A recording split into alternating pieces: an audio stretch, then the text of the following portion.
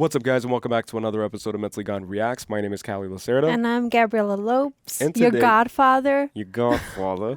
And today we have a special treat for you guys and for ourselves. I'm very curious now to see Michael Corleone take on the role, be the main character in this enticing universe to be me. the godfather. Yeah, the last movie, the first one, ended with Michael Corleone becoming the Godfather, and then we saw like from the perspective of his old girlfriend, I guess, or his current wife. I don't know if she's gonna be his wife still, but we saw like just him becoming the Godfather and becoming a godfather, which is how he became the Godfather. So he becomes a godfather with the baptism. Yeah, for his sister's kid, right? Yeah, yeah. And then he kills everybody, including the father of the kid that he was the godfather for. So he technically is now the godfather. While becoming a godfather and the godfather. Yeah. So I love Michael Corleone's character in the first movie. It was like the underdog, like something like a switch just flipped in his head. And then all of a sudden he just went from this, a little kid that comes back from war, hey, kiddo, like you're going to learn the business someday, to becoming the most notorious being in that time. Al Pacino, right? Al Pacino. All right. I'm very impressed. I can't wait to watch this one. And it's been a while since we watched the first one, so we might be a little... Well, I might be a little iffy on details. I'm only speaking for myself. Yeah. But I remember, like, a lot. Like, I remember the bulk of it, at least. And they'll give us probably, like, a recap, because it's usually how these, like, part 1, part 2, part 3 things go. Is like at the beginning it's going to like pick up maybe from where it left off, or maybe it's just going to go a different directions. Like, I don't know. Yeah. So I'm excited, and just a quick shout out to every single person who in the first Godfather movie reaction, every comment was like, how do you guys not know the time period? Like, how do you guys not? And then I would make jokes about like, look at that, everybody having fun, not one phone in sight. And then people were taking it literally because, again, some people aren't really privy to the language of sarcasm and to my sense of humor, but hopefully over time you guys will kind of understand. It's just basically like saying like... yeah, it's just like playing around. Like kind of like... It's like a figure of speech. Yeah. And that's so that's my humor. And please don't, I guess, like crucify us for like... getting things wrong, because that's the whole point, it's like we're just humans. We're like we're literally not reacting. Like, imagine if we had all this like research done in advance, and then we're like, oh yeah, this and this is like, then it defeats the whole purpose of this being like a blind reaction. Right. And so like for me at least, like I'm just horrible with history, so I think I did guess that it was like early 1900s, but that's all that I said. And then when you said 70s or whatever, I was like, like it probably 70s? It probably is, but the cars looked so old-timey. And I know that was like that singer guy was supposed to be Frank Sinatra, which was around in the 50s, I think. Right. I saw one comment on the reaction video saying, like, telling us like the whole story, how Frank Sinatra resisted, or he tried to boycott Francis Ford Coppola. I'm sorry if I got the name wrong. Please, again, just mercy. But the director, like, they were going this back and forth, and then apparently Frank Sinatra was very adamant about boycotting the movie because it would put his life at risk because of his ties with the mafia at the time were real. And so it's like, it's a lot of real shiz that's going on, and I just want to jump right into it. Me too. Into the universe. As always, guys, we are going to be taking notes as we go. A lot of people have mixed opinions about our note taking. Some people say that it distracts us from the moments in the movie, takes away from the whole moment. But you have to understand that that's how we enjoy movies. Yeah, this is just going to be our way of watching because we like to have discussions at the end. So this is like a book report. Is the final thing we'll say, is that just like in school, you're handed a book and then you have to read the book and then you have to make a report on the book. So we watch the movie and then we give you guys a movie report. That's just like right after, it's almost as if you just exited the movie theater. All right. So with that being said, thank you again for everybody on Patreon. On our Patreon, I was going to say, and we'll be counting down to play the movie for you, starting from 5. Yeah, and then I'll do a countdown until I press play so you guys can synchronize with your own copy at home. We do offer ways of you seeing everything on Patreon. You'll have to like be a patron to really understand how it works, but but we recommend you having your own copy and then synchronizing with us as we press play. And yeah, let's just get into it, guys. Let's just rock and roll. Corleone. Look at him. Yeah, look, it's the same scene. So it's dropped off exactly where the other one, well, it's picking up where the other one dropped off, which I appreciate. Are those the cicadas, I think? Godfather was born Vito Andolini in the town of Corleone in Sicily. In 1901, his father was murdered for an insult to the local mafia chieftain. His older brother, Paolo, swore revenge and disappeared into the hills, leaving Vito the only male heir to stand with his mother at the funeral. Wow. Damn. He was 9 years old. Wow. Imagine going his through that. His father murdered. Yeah. Look. So this is like the funeral. Yeah. It's like a funeral procession. I didn't know that there was like a town called Corleone in Italy. You think it's real? I guess. I don't know. Again, geography, not my strong suit. Me neither. Oh, shoot. What? People are there trying to... I guess that happens, right? It kind of sounds like a sniper. They've killed your son, Paolo. Oh, shoot. What? And we added captions this time, guys. Look at that. Oh, no. Oh, my gosh. Look how, little he was. Mm. So I'm assuming this is the chieftain that the thing was saying? Yeah.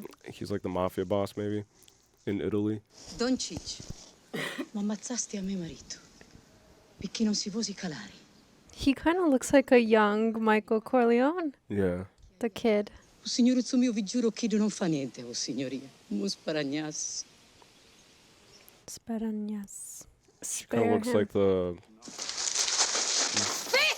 Oh, shoot. Oh, shoot. Oh, she should have killed him. She should have killed him. She should have killed him, dude.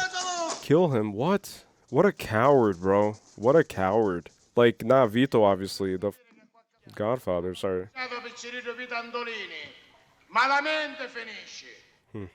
What? It's like a witch hunt now to find him. A manhunt, right? Now he has no one. See, he still has support. Wow. Right in front of the guy. That's funny. Meanwhile, he just passed right in front of him. He has to get out of here. He can't be in this environment. In this town anymore. Yeah. Yes, the dip. Oh, shoot. He's already going to America? America. And he went alone, kind of, No right? way. This is kind of reminding me a little bit of the movie we watched, Schindler's List. You know, the whole immigrants coming to a new land and having to check in. Everyone's kind of like mesmerized. Yeah. See, look, it's like the checking in. It's very interesting. Very interesting. It's the same thing that they did with like Germany during Nazi times, you know? Yeah. But he does look like a younger Al Pacino, just like you pointed out. He does. And maybe that's like... intentional. Yeah, like maybe Michael bears like the most resemblance to his father, like in their character maybe, of the sons. Yeah. Vito Andolini from Corleone. What's his number on the thing? 7? Huh. Okay. What? So his last name was Andolini, but he's from Corleone, so the guy just called him Vito Corleone. Yeah. So that he bears the last name of where he's from. Just like they used to do back then with Leonardo da Vinci. Oh, Oh, shoot. Vito Corleone. Vito from Corleone. There he is. This is it. Number 7, too. Yeah, which is a divine number, you know. It's like hard to explain though. 52, 5, 6, 7. See, like if you add the 5 and the 2, that's also 7. It's like sacred gematria. I don't know how many of you guys are well versed in that. Is this supposed to be a communion? Anthony It Vito is. Corleone. He's doing his Holy Communion. Well, that's his grandson, right? So his grandson is who? The primordial. Oh. Just like in the last one, it opens up with a party too. So it fast forwarded. That wasn't Vito. No, that was Anthony, his grandson. Oh, so this is in interesting. 1950 something right now. Have you ever been to Ellis Island? No.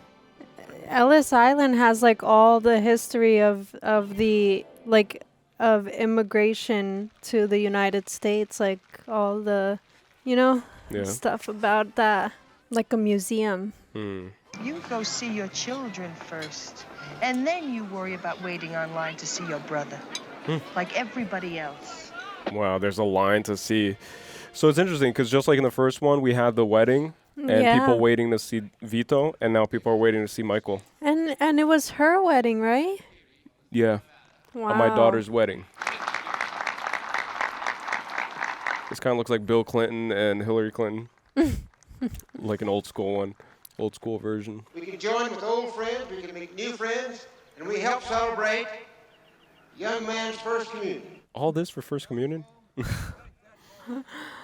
Stand up, let the folks see you. Folks, I want you to join with me in giving a... Oh, he's still with his first love, right? Oh, yeah. I think she was his first love. Was she his first love? Well, The girl from Italy was his first love.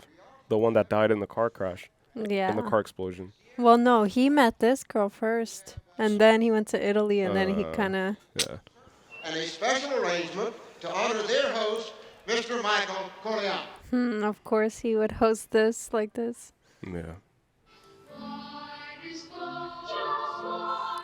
That one's not singing at all. Yeah, he's just staring at the camera. They were like, okay, your role is just to... Kid, just keep it cool, kid. Just keep it cool. Just stand there and move your mouth, and then he doesn't even do it. She looks so different. I don't know if it's because it's been a while since we watched the first one. Yeah, and he looks older. How much? I can't really see. Well, if the kid is now like 8 years old, probably, then... Yeah, this is like 10 years later, roughly. What? Not 10. Maybe, yeah, maybe 10. You own or you control 2 major hotels in Vegas. Oh, he started the Vegas business. Problem with the gaming commission. Oh, because he killed that guy, right? Mose, I think his name was. You're going to have a license. Price is $250,000, plus a monthly payment of 5% of the gross. It's Mr. Corleone. This guy's insulting him. Yeah. The dishonest way you pose yourself and your whole family. Look who's talking. Yeah. Politics are exactly that. Despicable people just playing a game. He knows how much money they have, though. Like, We're both part of the same hypocrisy. See? Like, same hypocrisy, exactly. But never think it applies to my family. that's what the, like, American government does. Yeah. Pulps you dry. But I want your answer and the money by noon tomorrow. Senator, you can have my answer now if you like. My offer is this. Nothing. I love Michael Corleone, dude. Fee for the gaming license, which I would appreciate if you would put up personally. Oh, shoot. And I also like Tom. It's Tom, right? Tom is the consigliere. I'm so bad with the names. I don't even... I think it's Tom. I don't remember. Look at the boat. Yeah, that's like a speedboat, right? Mm-hmm. Oh, there's someone on the back of it, like boarding. Living the life. Living like Larry. Yeah. Look like some bad guys. Up to no good. Whoa, pause. Oh, Fredo. Oh, Fredo came on a boat. Chopped liveries is canapes. I said, canapes my ass. That's a Ritz cracker and chopped liver. Canopy. Hey, forget about it. Why is Fredo's pants like all the way up? I know, it's like right here to his chest. It's like Steve Urkel. Why don't you take care of Johnny's men? They look like they might be hungry. Johnny? You gotta feed the wolves. The casino you're interested in. The registered owners are Jacob Lawrence, Alan Barkley, both Beverly Hills attorneys. Barclays Center. How old friends are gone? Death, natural or not. Prison, deported. More likely not natural. Yeah. I can't believe out of 30 professional musicians. Not a dirty professional. This guy needs to take a nap. That's what he needs. He's way too drunk. Come on, he's the life of the party right now.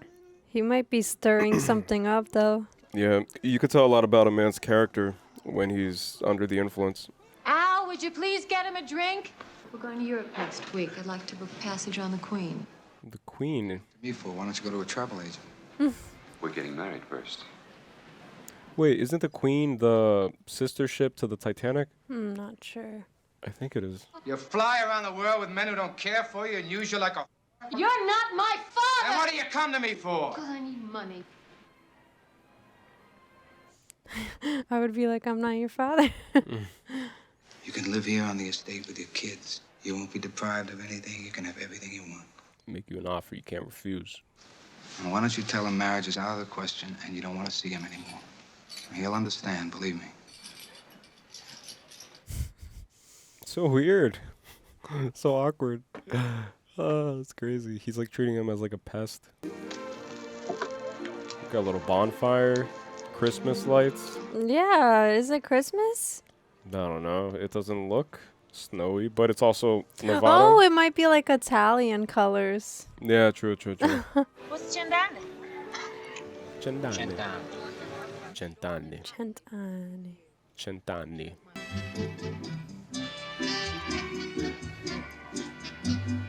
That's Fredo's wife. Yeah, I was gonna say. I'm like, wait, I was trying to understand who that is. She's a wreck. It seems like Michael's disapproving of everybody's partners. Yeah, because he's the only one managing the reputation of the family. Michael says that if you can't take care of this, I have to. Oh my, that's an embarrassment.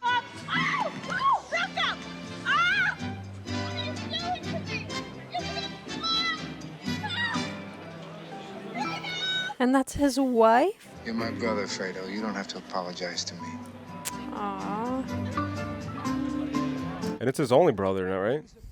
Yeah, Sonny died. They recruit specs. They recruit. Whoa. Now, I have business that's important with Hyman Roth. I don't want it disturbed. And you give your loyalty to a Jew before your own blood. It's always about race, right? It's weird. The old man had too much wine. Yeah, he did. And I think that the ancient Greeks, they would also say the same, that don't drink too much of the wine. I'm pretty sure that that's an expression. If you guys could just comment below, because I can't remember it right now. But there is like an expression like that, like don't drink too much of the wine. Oh, she's pregnant. Does it feel like a boy? Does it feel like a boy? Women could usually tell. That's interesting. Even the shape of the belly could indicate if it's a boy or a girl. Really? Yeah. In 5 years, the Corleone family will be completely legitimate. That was 7 years ago. 7. 7 again. I know. I'm trying, Doc. But so the last movie was 7 years ago. Yeah. Like the whole incident with the baptism and stuff. Mm-hmm. I think. And his father had the number 7. He was in the bunker room 53, which is 52. 7. 52. Sorry. Aww. Being driven around. That's so sweet. Do you like it? Yes or no? Yeah.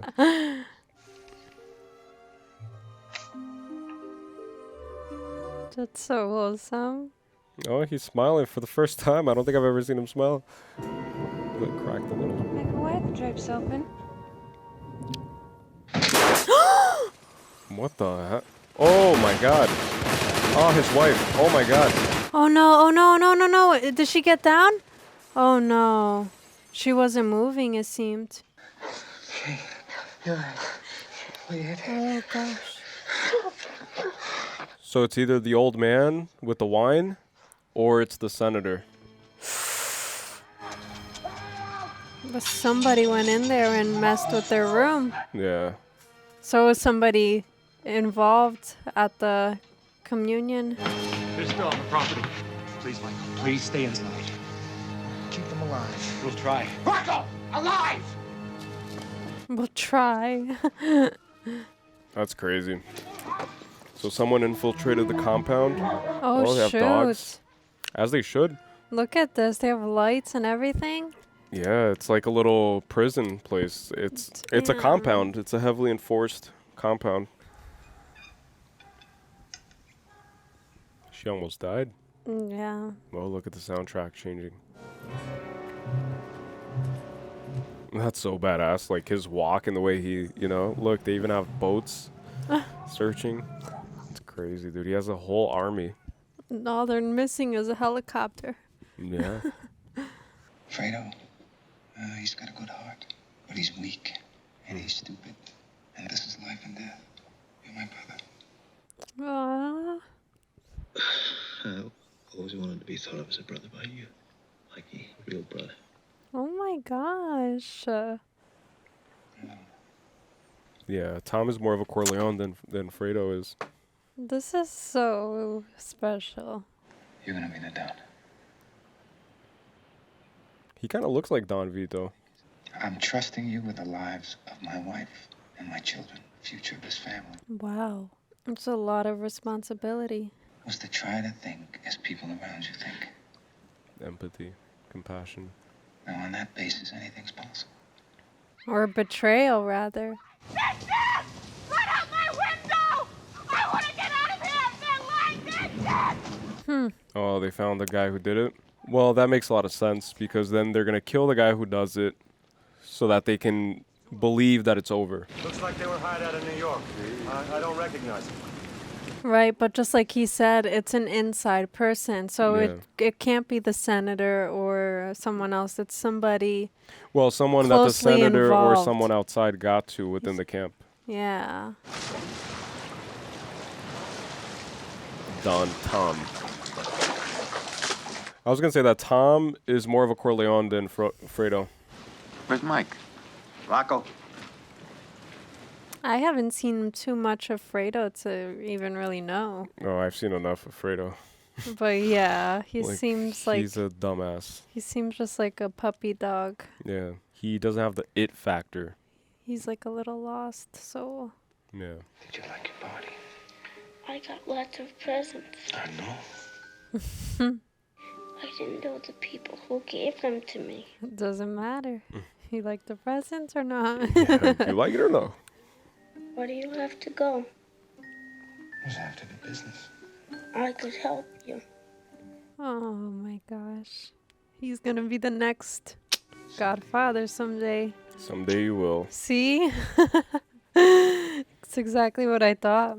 There is a part 3, so this is part 2. He will be able to help his dad. Yeah. Oh, just hope he doesn't get involved in any messy stuff. Messiness. Busyness, right? Like, that's what business is. Busyness. Busyness. That's the act of business. Look, Vito Corleone, New York, 1917. Oh, shoot.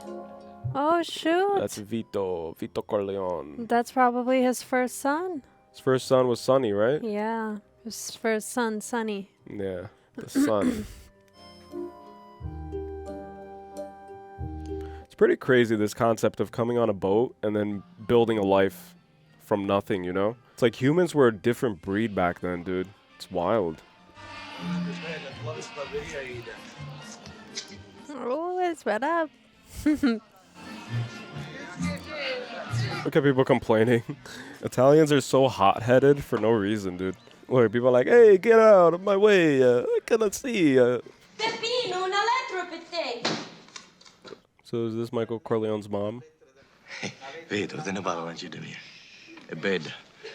Oh, it's his daughter. Vito, aspettati. Aspettati. Guys randomly get up. Oh, scusa. Sono Fenucci.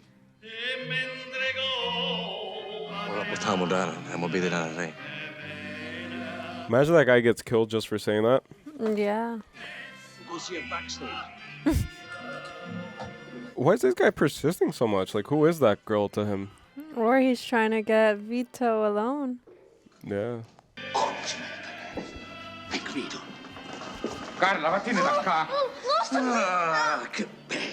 This is the real play right here. You know? Yeah, this is the real entertainment. Vento. Vito, come here. Come on. He's so intrigued. They didn't see them or hear the door closing or anything? Or hear the other guy.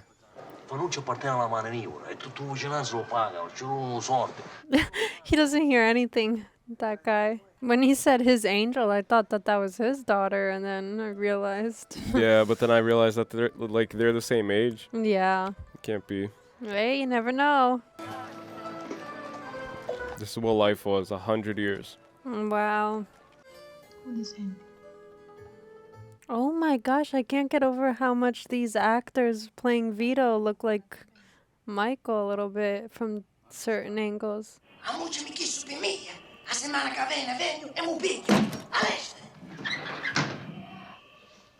Damn. Oh shoot. Now you see why you can't always help others get you involved in the wrong things. Ci portate da schifio. Tutto lo manco pago, ci sono tutto il tempo. Fenucci. Lì siete buono con tutti. Too nice to everyone. Vito. The lighting is incredible. The atmosphere, the world building, all of it is amazing. So simple. I cose vanno malamente. Because he can't have both of them working there. Você è stato sempre buono con me da quando ero picciriccio. E mi era Valencia ero come un bacio. E io la ringrazio. E io come scordo. Aw, that's so nice. That's the difference between the Don that abuses the power and the Don that sees the beauty and the life in the power, you know? Yeah. Because he's learning what not to do. Portici chi sta tuo figlio. Ragazzi, lo stesso, ma come posso accettare? E per tua famiglia. Per favore, Vito. Oh my gosh. Old people always insist. They're like, take it. Yeah, especially grandparents. Yeah, it's like, just that's have what one I more mean. cookie, just one more piece of cake, you know? My grandma giving me $5. She's like, take it. Please, Portuguese. take it, please. I'm Yeah. like, I don't want it. No, I don't need it. I don't need it.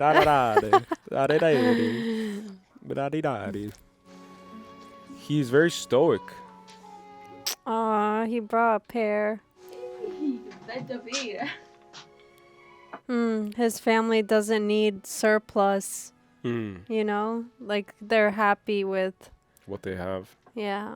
His family being, I guess that's his wife, right? C'è un amico che aveva un tappeto buono. Può essere che a tua moglie ci piace. Certo, ma in Africa abbiamo soldi per cattare il tappeto. There's more Italian in this movie. Yeah. I kind of like it. Yeah, me too. Makes it more real. Yeah, sure. Ci piace se mia moglie. So this is his introduction to the crime life. And the swapping in between the two languages. Yeah, it's good. It's like they just jump from English to Italian. Which is how I communicate with other Brazilians here in the state we live in, you know? Ma cacchiamola assai. They're very expressive, these Italians. Non credo che s'arraggia. He won't mind me breaking into his house. No one would mind. Of course not. Tell me there's not like a resemblance of Michael, I swear. And like the... I don't know. Maybe I'm overthinking it. I think he looks like Vito. Like, he gives me the essence of Vito Corleone. Casa dell'amico Tom? Sì, certo. Stanno a Palazzo del Ricchi, Uno dei meglio. Palazzo Enrico. I could kind of understand Italian. Vito, dammi una mano, eh? Danno la mano. This is like a course on Italian for me. Interior design has changed so much. Like it was so much more tasteful, extravagant, and now it's like more minimalist, industrialized, kind of, you know, mass produced. Yeah, it's modern. like IKEA. Like everybody has the same house now. Yeah. Oh, that's the rug that he's gonna get for his wife. They're gonna steal a rug. I was so confused. I was like, oh, okay, no. I'm so slow sometimes. Uh-oh. La polizia. I could see the hats. Like it kind of looks, yeah. Oh, no. That's a crazy shot. Look at that. Oh, they got the rug. Look. It's like always these like tense moments, and then it cuts to like happiness, like happy dancing, happy, you know, music, party. Woohoo! Got that rug. Yeah. That thing costs a fortune. I think it's probably like a few grand. Look at that. And so it begins. Taking from the rich to give to the poor. It's like a Robin Hood, you know? You take from the rich. Sonny does not like the... Santino. One of my favorite comedians is Andrew Santino. Oh, yeah.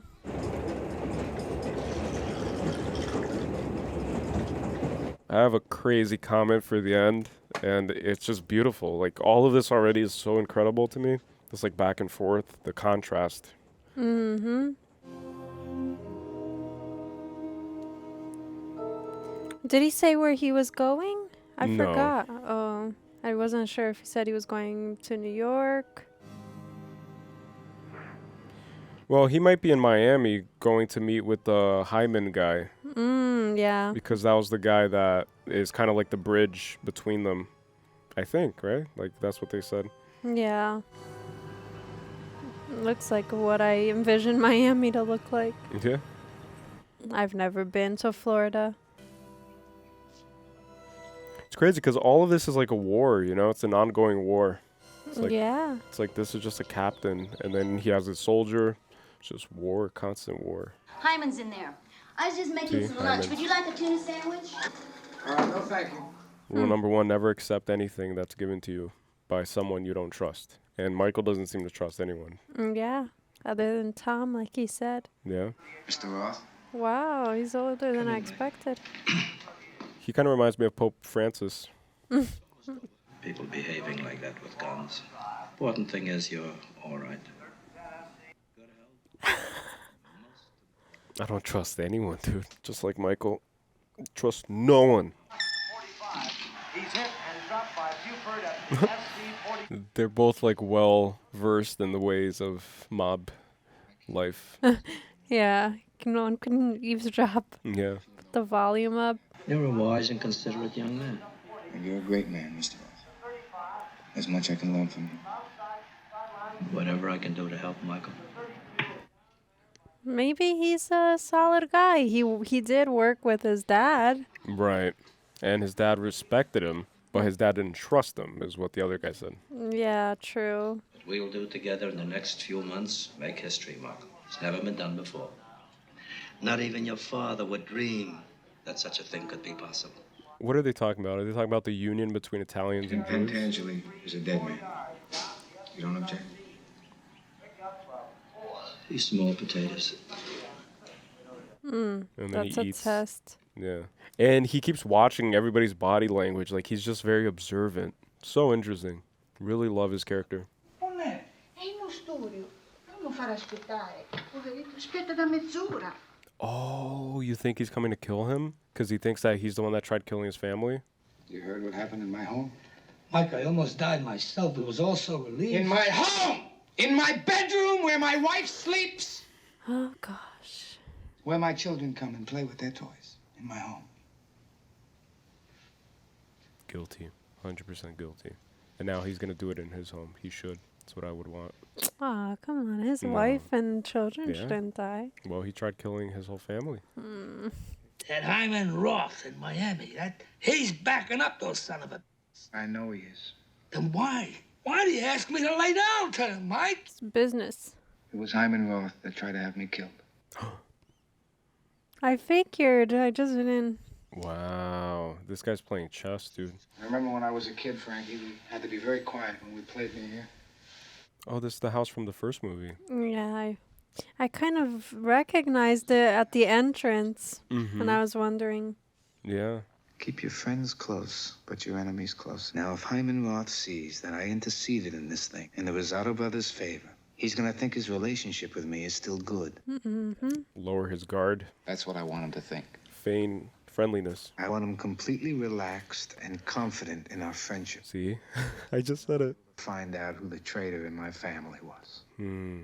So Still waters run deep. Yeah, but there's still a traitor, so it's just a matter of who. Yeah. Still water. Look at Fredo in the black sheets. I know. Black silk sheets. What's going on with this room, dude? It looks pretty badass, though. I'm not going to hate on it. He's in bed with Marilyn Monroe. We need some more help. Johnny Ola. Jesus Christ, what the hell time? Is he the Frank Sinatra that you were talking about? Johnny? Maybe. Angeli set up a meeting with the Rosado brothers. Says he's gonna go for their deal. Oh, God. Will he come along? I don't know anything. You got me in deep enough already. What? Angeli says he's willing to make the deal. All we want to know is if he's on the level or if he's gonna bring his boys. You guys lied to me. I don't want you to call me anymore. Your brother's not gonna find out we talked. He's a traitor. That's what I just wrote down as a suspicion. What a freaking little freaking piece of shit. Because he said we're gonna find out who the traitor is or whatever. And then it cuts to him. Yeah. And that's exactly what I wrote. I swear. I was like, and I just put like a question mark. Like, what a little shit, dude. Yeah. Ever since the first movie, I never liked Fredo. I told you. He's too impressionable, but maybe he'll make it right. Weak. Maybe. He's weak. Yeah. Yeah. Let's see. We don't know the full story yet. It's like you see note for our new deal. How do they recreate New York? Like, is that like a wall? Like, how do they do that? I don't like the C note, Rosado. I take that as an insult. Michael Corleone says hello. Oh, Michael Corleone. So he was a backstabber too. Look at the bartender just like... Stock in here. Are you open or closed? Hey, I just come in to clean up a little, you know? So they don't have the cops in their pockets? You open your fucking mouth, booyah! Oh, Wait. he's not dead. Oh, shoot. Oh, he didn't die. Cause they couldn't. He was screaming. Huh. Okay. Interesting. You never leave a snake alive. You always make sure that you go for the head and you stomp the head. Because otherwise, if you leave it alive, it's going to turn back around and bite you. That's one of the 48 Laws of Power by Robert Greene. Freddie, good to see you. Freddie. Fredo. Freddie. He's okay. He's in the back. Oh no. Come on, girls, take a hike, huh? Take a hike. He has girls coming in. His wife probably was one of those girls. Yeah, right. You're right. Probably. I thought I could help you, Senator. Oh, shoot. Huh? Brother Fredo operates this place. He was called before anyone. Now, if this had happened someplace else, we couldn't have helped you. When I woke up, I was on the floor, and I don't know how it happened. I know exactly what's happening. I know exactly how it's happening right now. So genius. I'll fix Yep. That's blackmail. Just a game.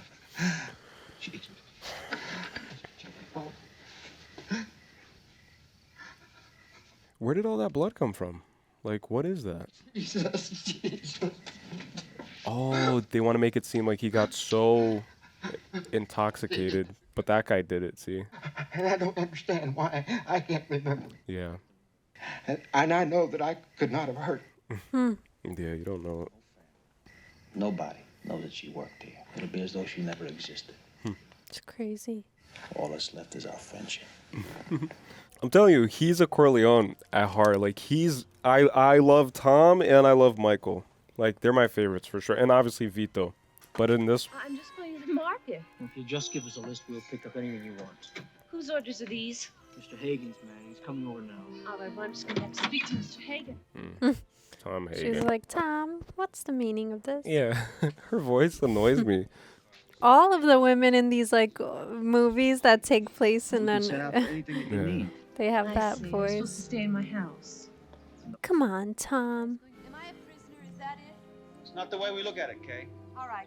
Come on, kids. We're going back to the house. All right. You're in protection. You're my protection now.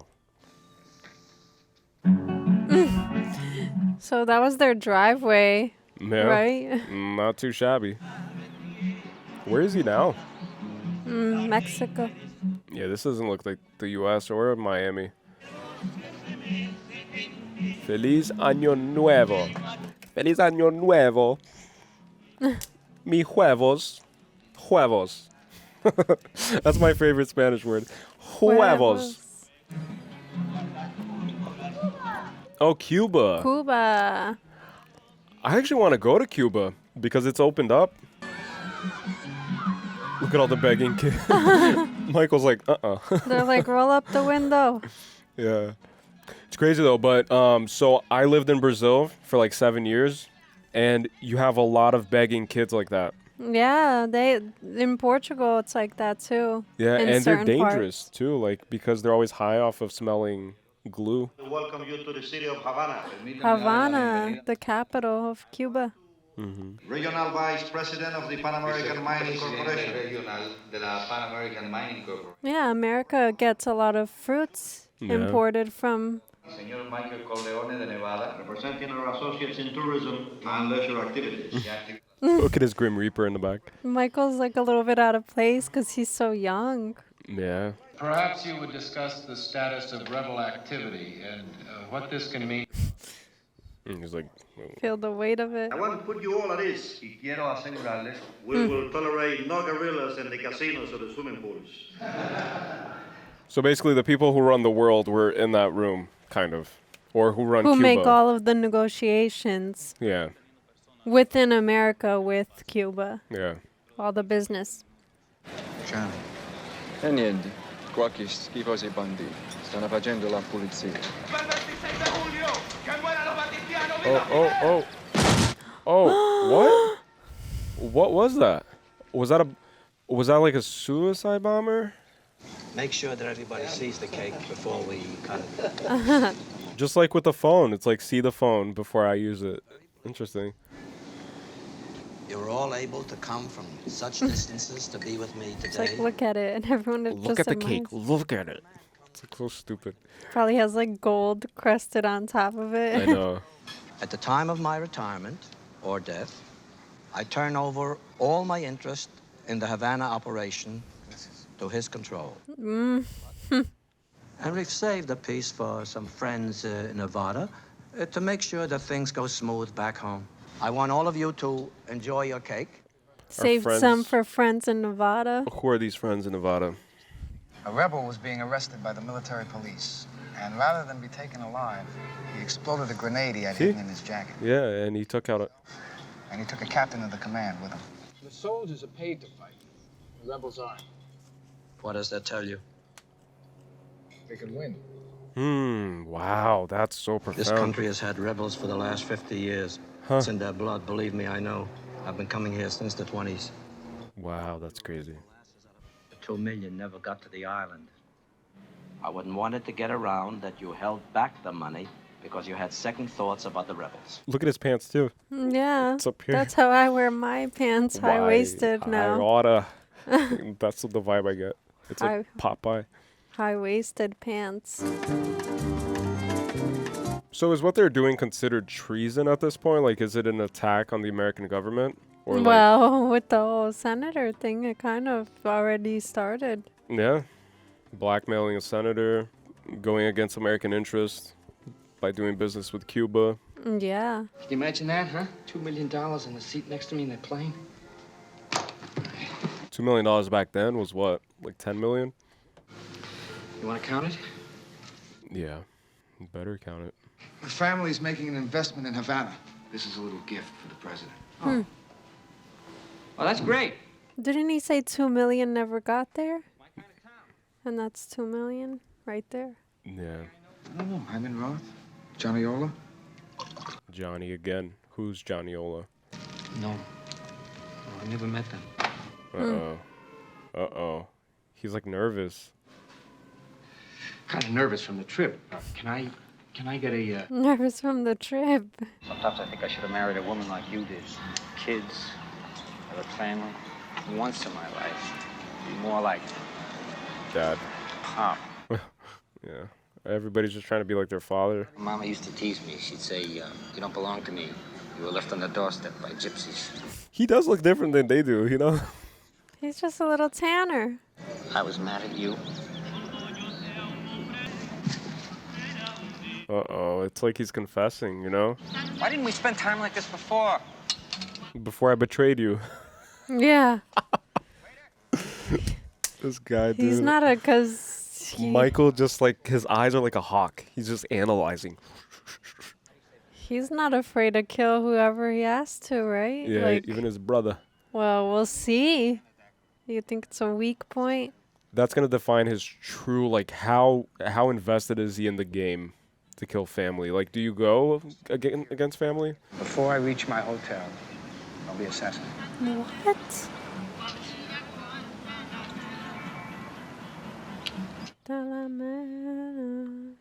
No, it's beautiful music playing in the background. Who? Roth. He knows. How can I help? You just go along as though you know nothing. I've already made my move. Hyman Roth will never see the new year. Gave him a lot of valuable information right there. But it's a test. It has to be a test, right? Because it seems like he's already feeling everything out. Yeah. Yeah. And he called it with Tom because he said that Fredo is, you know, kind of a weak person. Yeah. My sixth sense tells me your brother Fredo brought a bag full of money. Where is it? He always has his, like, protector in the back. Just want to wait. It's not his sixth sense. He knew. It was all... During Prohibition, we ran molasses into Canada. Made a fortune. Your father, too. As much as anyone, I loved her and trusted her. I don't buy it. He had an idea. To build a city out of a desert stopover for GIs on the way to the West Coast. That kid's name was Mo Green. Mo Green. And the city he invented was Las Vegas. This was a great man. And there isn't even a plaque or a signpost. Someone put a bullet through his eye. It's like a revenge. I knew Mo. I knew he was headstrong, talking loud, saying stupid things. So when he turned up dead, I let it go. Oh, shoot.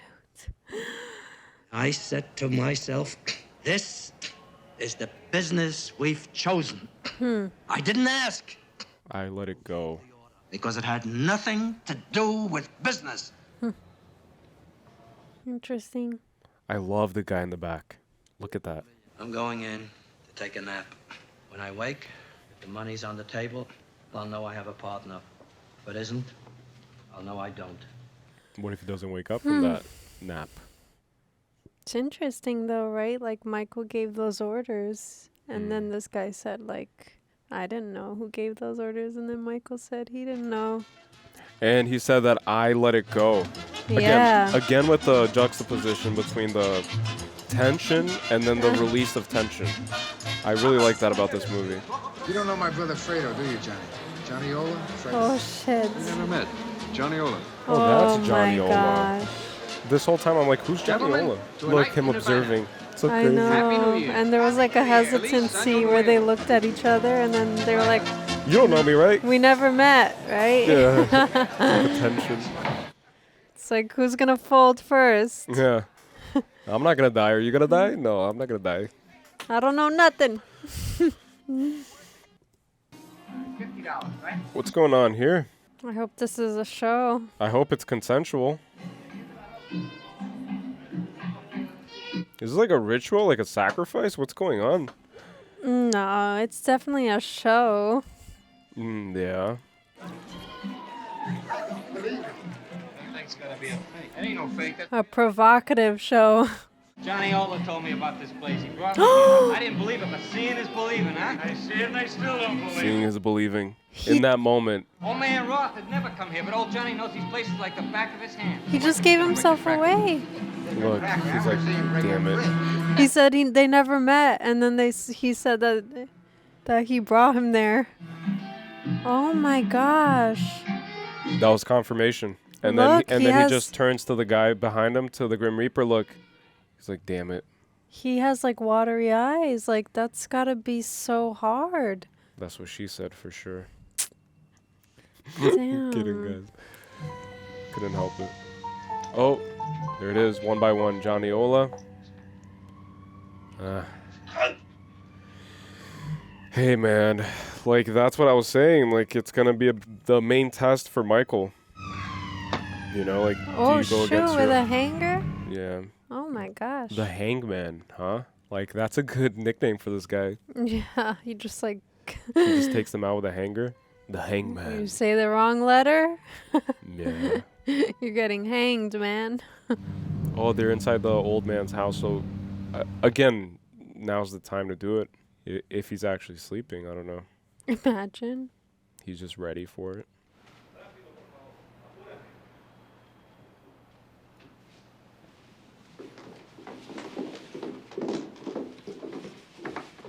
Oh, that's definitely Michael's men.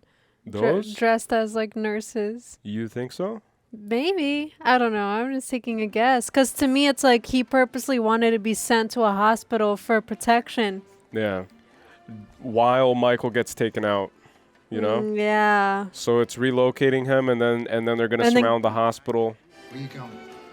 I'm going to get me a real drink, because I can't. Seems like he's trying to work up the courage to confront him. I love this guy, too. It's Michael, Tom, and I don't know what this gentleman's name is. Yeah, Hangman is what I'm going to call him. The Hangman.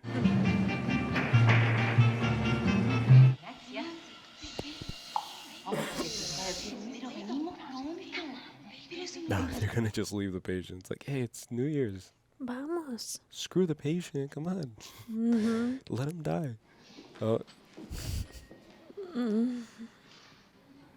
Swiftly. They don't see them?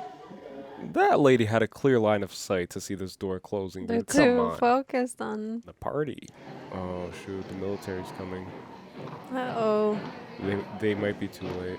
Oh, Oh, like, look, I should have been doing my job. Oh, what? No. Oh, no. Come on, dude. He couldn't hear the marching, dude? Come on. Oh, man. It was baited. Well, no. The president sent military to protect him, but it just so happened that they got there, you know, just in time. I know it was you, Fredo. You broke my heart. Oh, my God. The kiss of Judas, you know? I don't even know, dude. I'm just saying whatever comes to mind. That's crazy. The kiss of death. You broke my heart. You broke my heart, Fredo. I know it was you. Oh, my gosh. To break Michael's heart, this stone cold killer, to break whatever love he has left, you know, that's so profound. It's like, bring us Sonny back and you guys could have Fredo.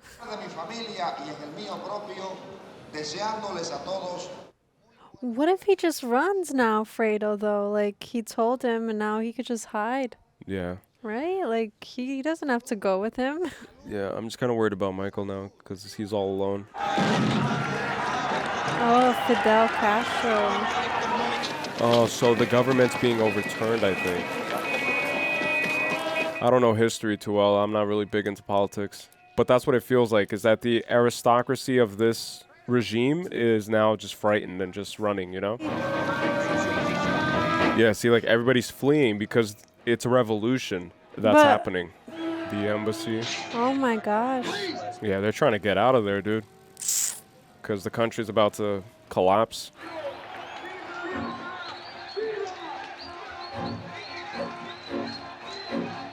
Fidel, yeah. So it's the rise of Fidel Castro. Yeah. So no more businesses, I don't think, because Fidel was all about like patriotism. It's locally sourced. You know, their self-sufficient economy is what he was all about. Kind of. He did do businesses with leaders outside of Cuba, but oh, he made it back. Okay, him and Tom. Fredo got escaped. Well, I knew it. I knew he was gonna run.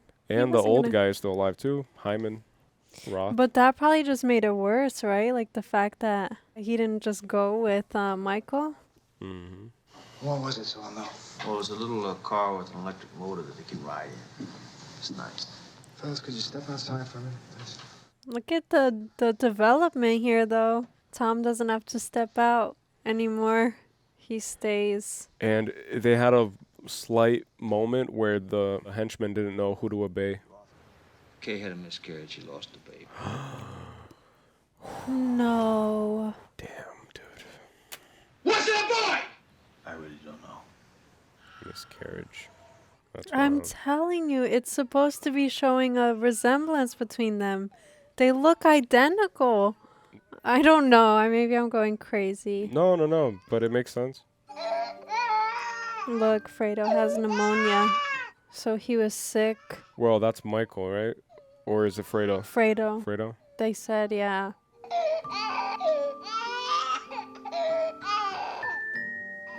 Oh, look. Old remedies.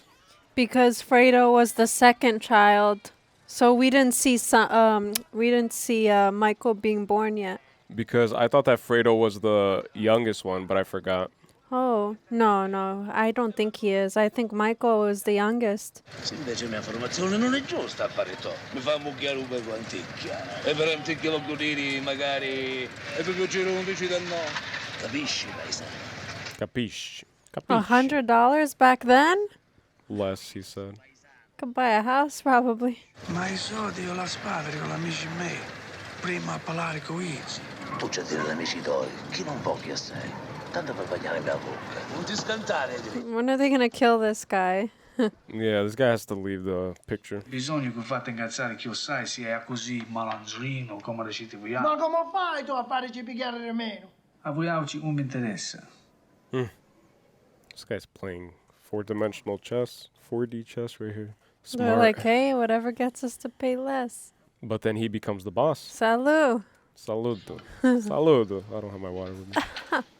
No, I gotta You're get the not water. in. No, you missed it. Saludo. I got it. I'm gonna drink it. Oh. I made it, Mom. No, you were a disgrace to this family. I made it into the mob. I'm part of the mob now. Forget about it. My name's Don Calieri.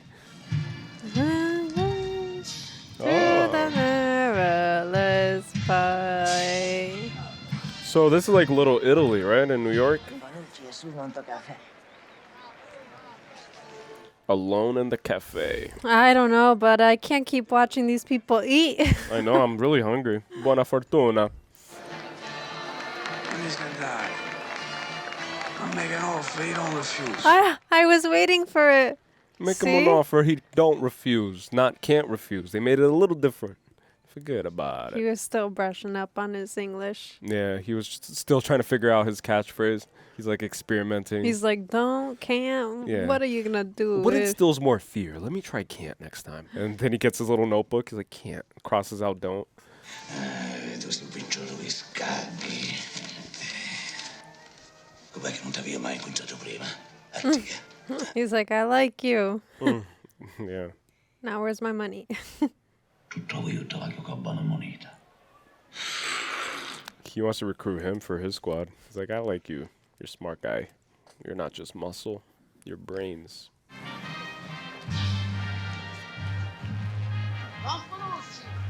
He's also carrying an orange. Yeah, which Michael pointed out that someone brought an orange into the meeting earlier.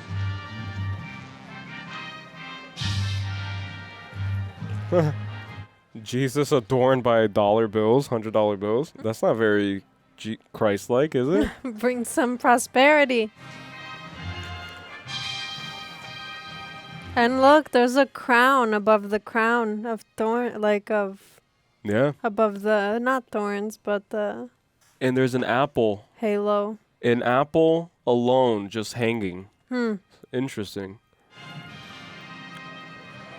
Oh, we got He's snipers. gonna get, yeah.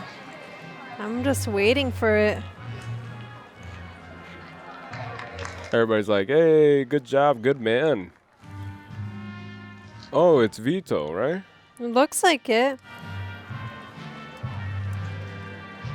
This movie's beautifully shot. Everything about it is beautiful. Yeah, I wonder how they did all of this. Yeah. Oh, puppet show. I've never seen one of those in real life. Me either. This was before television. Well, I think there were TVs back at this time, obviously, but we're just starting to roll out. It's kind of reminding me of when That's the thing with the guns. Yeah. That the neighbor gave him. Well, no, I think that this is just one gun that he hid. So this reminded me of when Michael Corleone went into the bathroom to get the gun in the first movie. Yeah, yeah. Now he's gonna pop someone. I'm telling you, it's supposed to. This is showing how much. No, it is. Resemblance. It is, Yeah, it's yeah. like crazy though. Like, cause they look alike too. Yeah.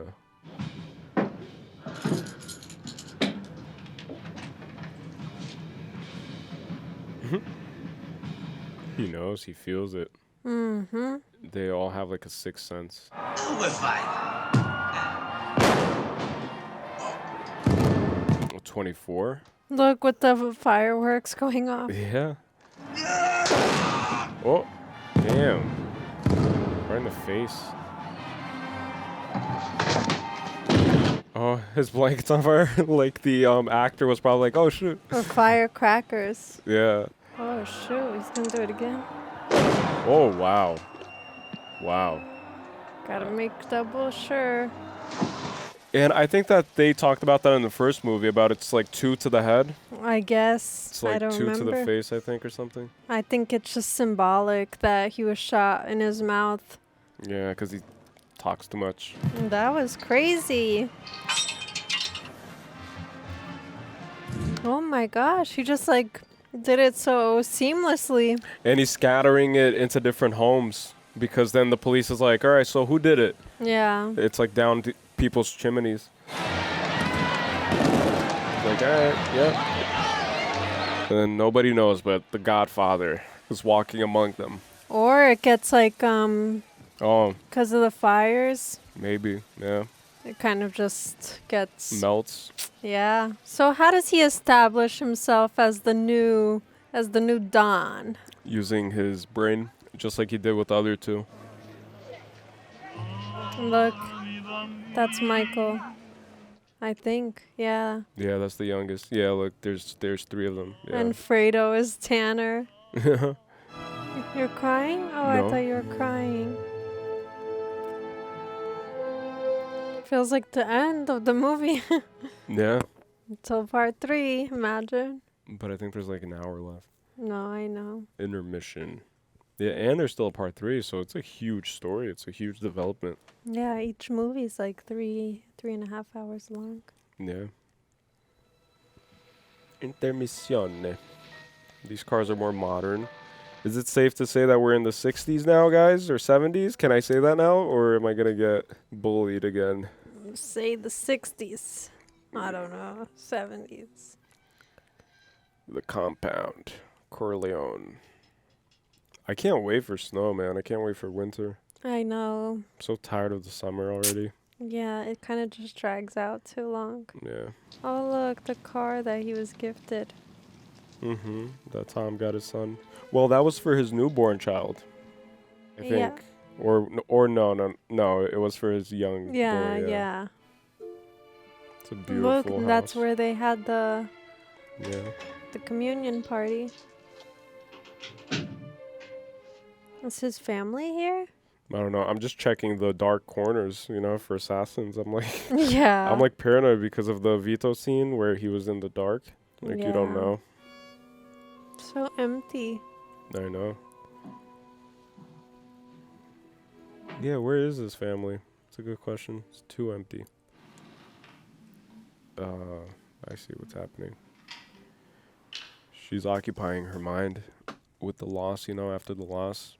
Because they say that after miscarriage, some women never get over it, even if they never really, you know, lived with the baby fully, but they did live with it for 9 months, you know. Well, in her case, it was 3.5. So. Oh yeah, right.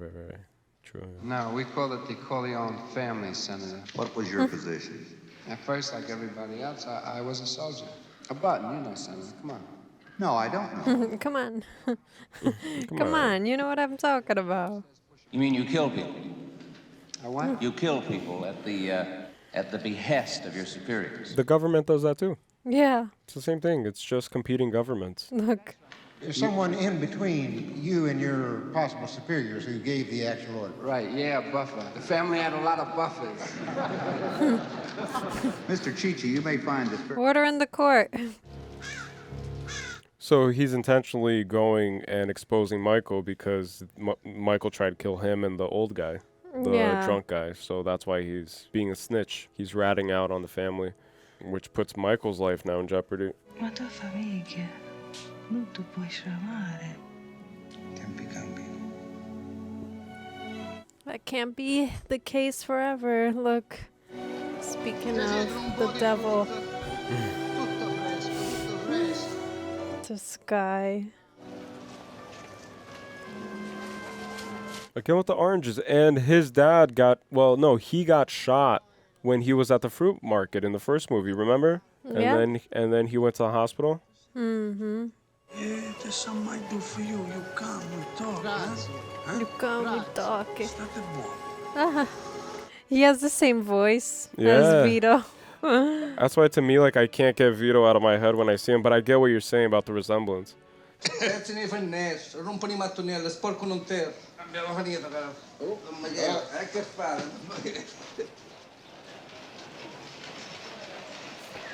Black eye specialist? What is that? Black hand, black eye. Ma già l'affettai, eh? Non ne posso fare malafigure che non vincolino. Vabbè, quanto pagano che io sai ho messo? 5 scori. $5. Back then. $5 rent? No, $5 more, he said, yeah. But back then? E mi venisse a trovare in dannati se messi. That's like $1,000. So $30 is what he paid. E spiace amici tuoi in sto vicinato che sono io. Igi tu sanno dire come io saccio favore. A sa benedire. Non sa benedire. He would win people over. Yeah. It's different. It's like, would you rather be loved or feared? Michael is feared and Vito was loved. Can't even open the door. I thought he was locked out and they were like, no favor today. Yeah. Io vorrei portare I soldi che mi restano. Mi torno arredo. 2, 3, 4, 5, 6, tutto. Con Don Vito. I soldi non servono. His life is worth more than $60. Because he probably asked around and then he realized, oh shit. See, he's like scared now. He's like, oh crap, I don't want to die. That's so funny. Olive oil and cheese. Yeah, you're just thinking about food. Me too. I'm so hungry. You're like olive oil and cheese. I could eat that. That's funny. Just get some cheese with olive oil. Yeah. A slur upon the great Italian people. Because I can state from my own knowledge and experience that Italian Americans are among the most loyal, most law-abiding, patriotic, hard-working American citizens in this land. Not in the mafia ones. Italian Americans have been pioneers in building and defending our great nation. True, they are the that's salt true. of the earth, and they're one of the backbones of this country. All that because he killed an innocent lady. Because he has blood on his hands. He has stated that you are head of the most powerful mafia family in this country. The witnesses testified that you are personally responsible for the murder of a New York City police captain in 1947. Oh, yeah. His first. Yeah. That was the only killing direct. I challenge this committee to produce any witness or evidence against me. And if they do not, I hope they will have the decency to clear my name. What a speech. And at which time, Mr. Corleone, you may very well be subject to indictment for perjury. I remind you that you're still under subpoena, Mr. Corleone. Adjourned. Oh my gosh. The witness is Fredo. I don't know. That's exactly what I thought. I'm going to be so upset. You're going to look respectable for 50 million of your fellow Americans. My life won't be worth a nickel after tomorrow. Come on, I saw this thing 19 times. You got a great home here, Frankie. But if they kill him, doesn't that seem like suspicious? You'll live better in here than most people on the outside. Some deal. He'll be under witness protection. You already had him on possession, bookmaking, murder one, and a lot more. The FBI has him airtight. It's on an army base, 24-hour guards. Wow. You've opened yourself to 5 counts of perjury. That's what I told you. Don't leave a snake alive. You have to kill it. What does he know? He says he doesn't know anything. Roth, well, he played this one beautifully. It's all a game. At the end of the day, whoever plays it better. I'm gonna talk to Fredo. That's insane. So whenever they find a witness, they do that where they completely... Yeah, they put the witness in witness protection is what it's called. Oh, man. I didn't know it was like that. So all those guys in the room were like FBI agents. What if they have an inside? Yeah, inside that's like man. harder though. Yeah. But yeah, probably cases of that. That other captain was working with that other corrupt guy in the first movie, so... Yeah, but this is the federal government. I was kept pretty much in the dark. I would love to have a house on a lake like that. Is there anything you can help me out with? Anything you can tell me now? You got potentially, that's all I can tell you. He's still alive, which is surprising to me. Fredo. So I guess family is family.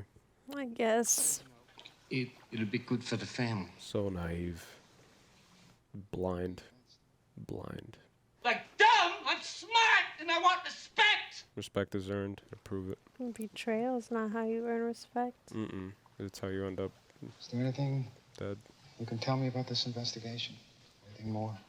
The Senate lawyer, Questat, he belongs to Roth. See? One of the guys that's on the chair of men. Yeah, just like one of them belongs to him. Yeah, which is but the guy that excused himself. That's my point. It's not that hard to like infiltrate them.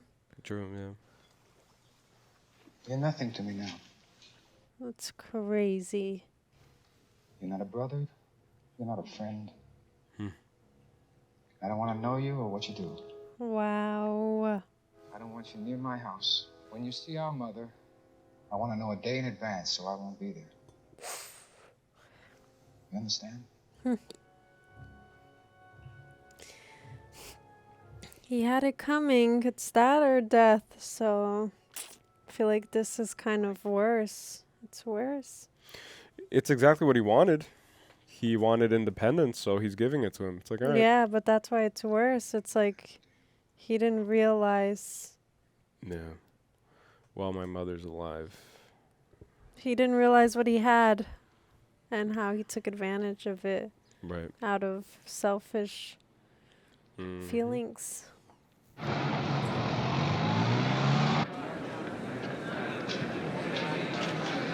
Oh, he made it. He has some thick eyebrows, dude. He kind of reminds me of me. I have thick Italian eyebrows. His are like a weird, like... It's like a caterpillar. Yeah. 2 big caterpillars on his head. Peter Clemenza, under Vito Corleone, also known as the Godfather. I never knew no Godfather. What? You are contradicting a sworn statement you previously made to me and signed. I ask you again, sir. A member of a crime organization. I don't know nothing about that. I'm telling you. It's the old man that he brought. I was in the olive oil business with his father, but that was a long time ago, that's all. Everybody's like, what? Sir, this man does not understand English. Are you saying he knows nothing about these matters? To my knowledge, nothing. I'm gonna find out what the hell happened here. All right, this committee... They're like scrambling. They're like, oh, we thought we had them. I gotta figure this shit out now. Ore della famiglia sta a posto. Sta a posto. That's so crazy. I don't know nothing. I don't know nothing. What are you talking about? They told me all these stuff. I was like, yeah, all right. It's okay, I guess. Because you know what that was, right? It's like they're showing just how close they could get to his family. Yeah. And just like, you know, take care of them. if you know what I mean. But I get exactly what you're talking about. They basically said, like, we could get to anyone in your family. You want them to disappear? All he had to do was show his face. It was between the brothers, Kay. I had nothing to do with it. Does he have a daughter? I don't remember. And my children, yeah. I suppose so. You will. I don't want to hear about it. I don't want to hear about it. I don't want to hear about it. Over!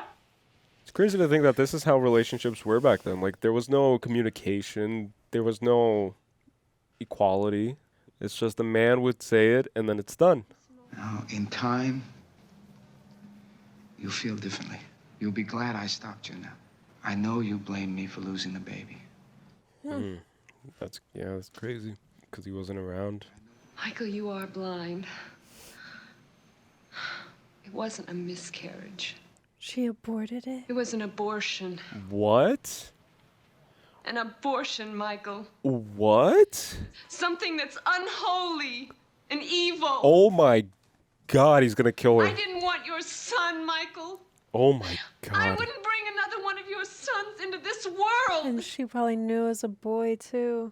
What? It was a son, and I had it killed because this must all end. And they're super religious. Look. Oh my God. It's been going on for 2,000 years. Oh my God. You won't take my children! You're my children. Wow. She's in the wrong for that. 100% in the wrong. Well, like, I'm going to have to talk about that at the end. That's so profound. No, she's in the wrong. Come on.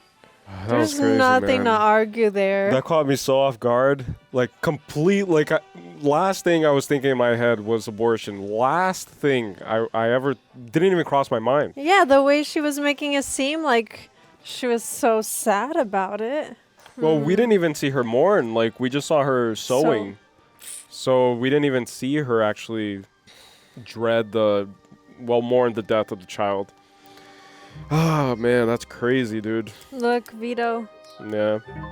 Moving into the home.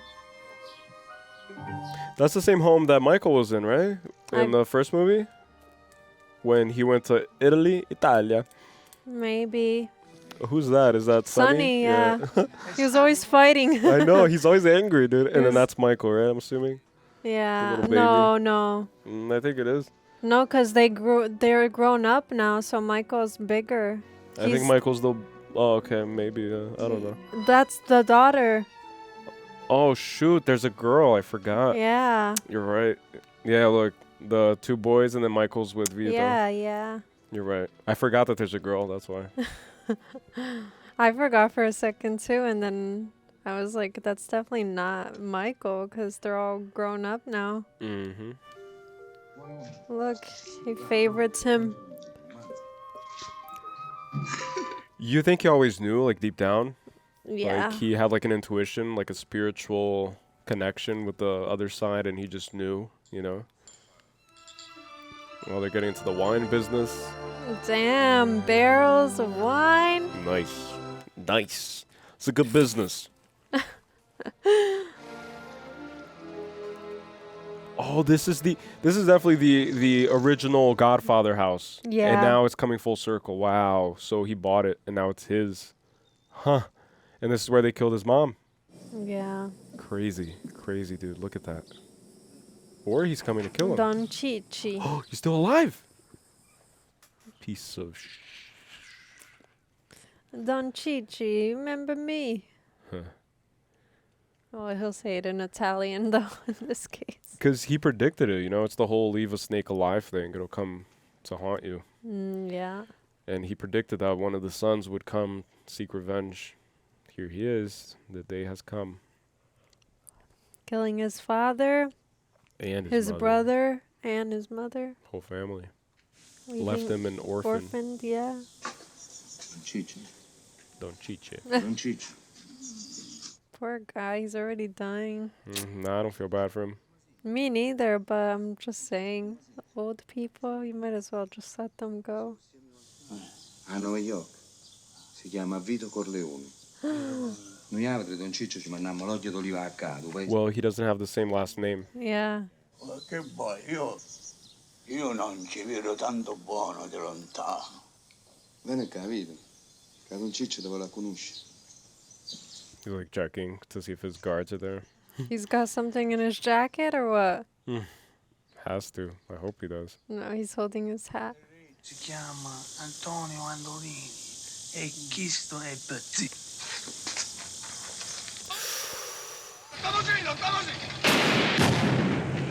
Oh, damn, he lost one of his guys.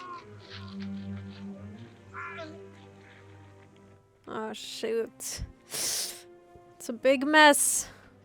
Oh my gosh, he like... Just like a pig, like he just gutted him. I know. Just like a pig, which I love. Because I was thinking in my head, like, it'll be nice if you just... Because knife, like, doing that is more of a revenge act. Because I feel like a gun to the head is just merciful, you know? Like, you took the whole family. It's, like, just slow and steady.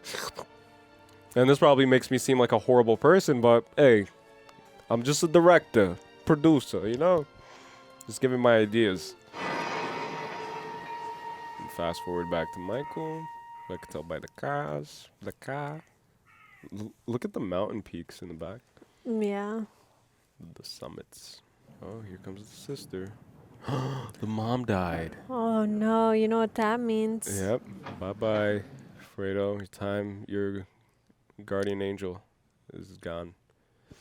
Oh gosh. That's crazy, dude. Keep him alive just long enough. That's insane, actually. It is merciful, though, if you think about it. Not really. Like, it's not full mercy, you know? Because, like, Fredo's just a confused guy. Like, he just had to shadow Michael a little bit to fix his issues or go on an ayahuasca trip ceremony. Find himself. Go to Tibet. Oh.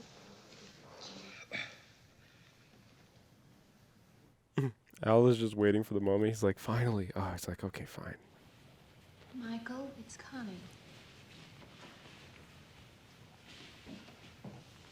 I wonder what happened to his wife. His kids are super quiet. Like, kids don't usually do that, you know? Like, they're sporadic, crazy. When they have a dad like him, yeah, he's like, you better show behave. you the hand, huh? Is Kay coming?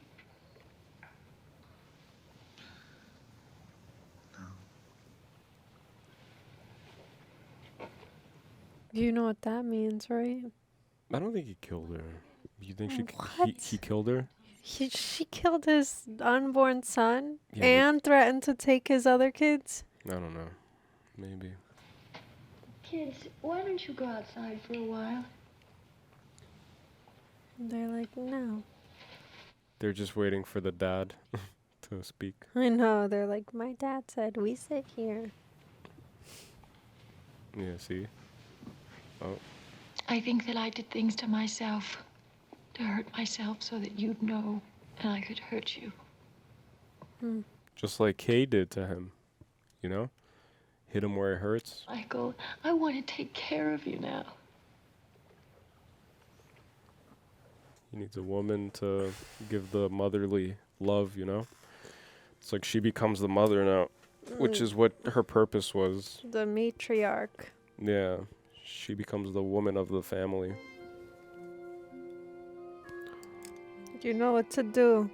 No, you do that to me. I'm Michael Corleone. No, you know what to do. I'm Michael Corleone. Okay, fine. You I'll gave do it. in to the Godfather. You're the godmother. And you people can't ever be the father. People I'm the commented father. that too. They were like that I had a mafia essence. Really? Because you gave in by kissing my hand. Again, caught on 4K. That's it. But I'm playing Michael though, so I'm giving Nah, you this he would illusion never of do power. that. Yes, he would, because she wants the power. Oh shoot! Look.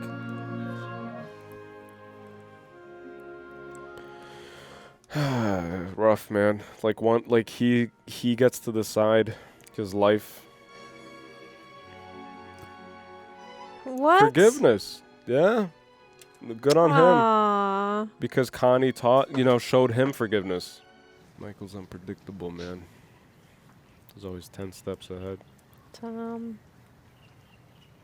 Look at that, dude. Having a house like that, to me, this is what I want to work for. Like, my life, I want to dedicate it to have a house like that, you know, bordering the ocean or a lake. I don't know where this is. It's so calm and tranquil, just living near water.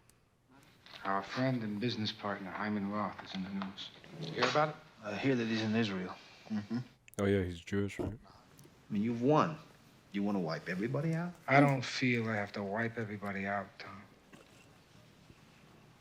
Michael is scary, dude. I'd be horrified, terrified. You were around the old timers who dreamed up how the family should be organized, how they based them on the old Roman legions and called them regimes, the capos and the soldiers. Roman legions. Those were great old days, you know. And we was like the Roman Empire. Corleone family was like the Roman Empire. But even the Roman Empire fell, you know. Yeah. Fall of an empire.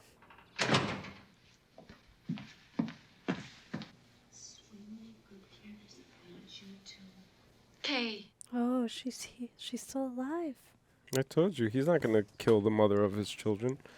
He's not crazy. That's He's just not? crazy. It's like doing that to his kids, you know, because then he's hurting his kids. Yeah. Anthony, will you kiss your mother goodbye? Anthony, say goodbye to Mama. Anthony. But the roles are reversed now. Yeah. It's like... And you could tell that all the women are grieving, too. Like, they feel the pain of the mother, you know? Yeah. It's like a motherly pain. Patriarchy versus the matriarchy. Patriarchy always wins.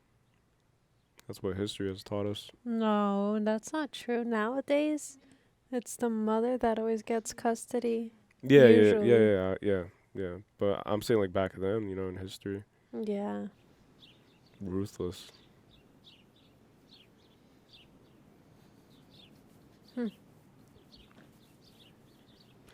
Every time he pops up, like, he seems older. It's like all the stress, you know? It's like one day is like a year for him. It's all that stress, man. You can't even sleep. It's the lightings and stuff.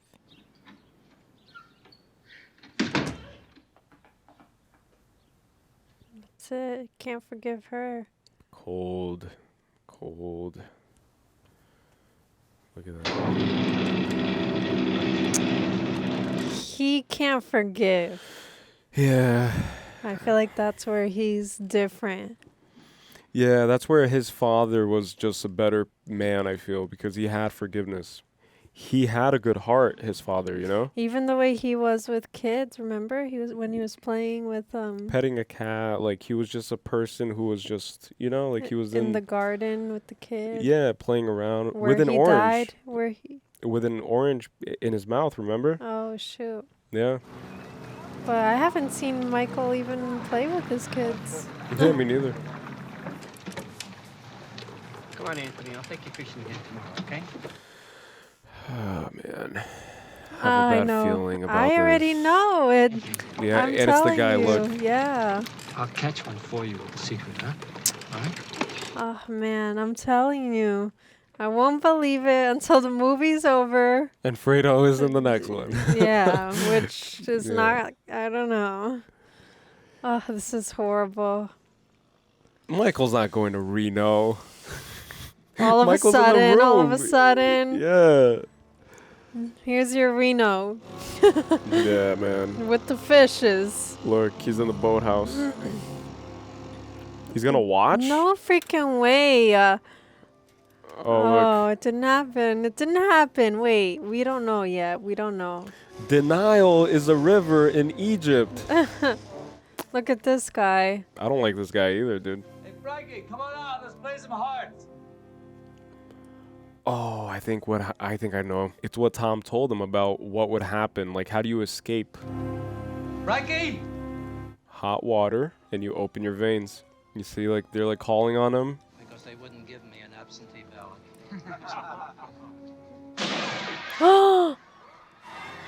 Just like that. He's like, whatever, I did my job. See? Yeah. To me, it was just obvious, you know? Because they called on him and... Wow, and he's praying. Oh my gosh. This is gonna be the last moment. Holy Mary. Look at the gun you saw. Yeah. He watched. Wow, dude. Wow. Full body chills, goosebumps everywhere. He has to make sure. Wow. That's cold, bro. This guy has no heart. This guy has no heart. Well, I don't know if that's true, but that's how it feels. Like, damn, dude. It's one thing to order and then just, not see it. To watch it happen. Look at him. He's just by himself. He has no one left but Tom and Connie. This is my stepbrother, Tom. This cute little thing over here, this is my sister, Connie. I was telling you about her, huh?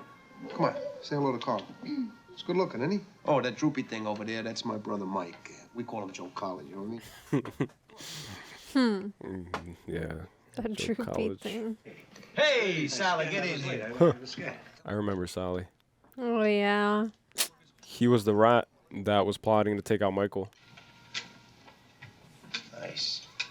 Break your father's heart on his birthday. Just the brothers. Break your father's heart. You broke my heart. Right, encourage. Aw. Go on, give me a drink. And Fredo was the only one that congratulated him. That supported. Well, I have my own plans for my future. Once you go to college, you get stupid. You're really stupid. He's here. Come on. Oh, are we going to see him again? Because we haven't seen him in this whole movie. And he's alone again. So to him, it's no different. It's like he's always felt alone. So now it's just... Yeah, so now his family's gone. All of Look them at are that. gone. Oh my gosh. Solitude. Yeah. I kind of really relate with that. If I'm being honest. Like, not to the extent, obviously, but with the whole idea of family, I've never felt like he's the black sheep, Yeah, he's definitely getting a little older. Right? He's like aging like a freaking... I don't even know what ages that fast.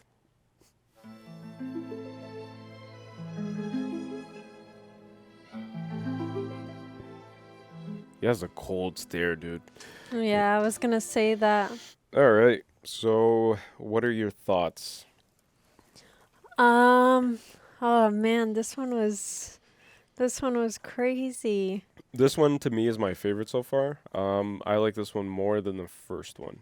I think so too. I mean, obviously, I really enjoyed Vito's presence in the first one. Yeah. But this one just shows, the ruthlessness grittiness of Michael Corleone, of being in the mafia, of being in these involved in these kinds of things, and that even family doesn't trump your power, kind of. Yeah. The power that you have to assert for yourself. The loyalty to the cause. Yeah. Because it's a broader thing. It's more than just family. And now that I just thought of it, that's exactly why he said what he said. Nothing, not nothing is more important, but he said that he doesn't feel the way that Sonny was saying he should feel, where family is more important than your country or whatever.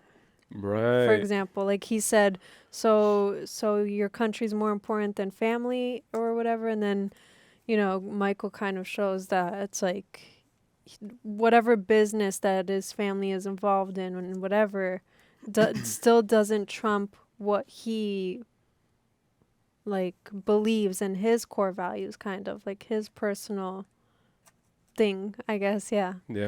I think that it's just very interesting because to me, I don't think that Michael Corleone is in the right, but I also don't think he's in the wrong. I think that he's just good at adapting to the world that he is dealing in and the underworld, which is where he rules, So he's like the devil. He literally rules hell.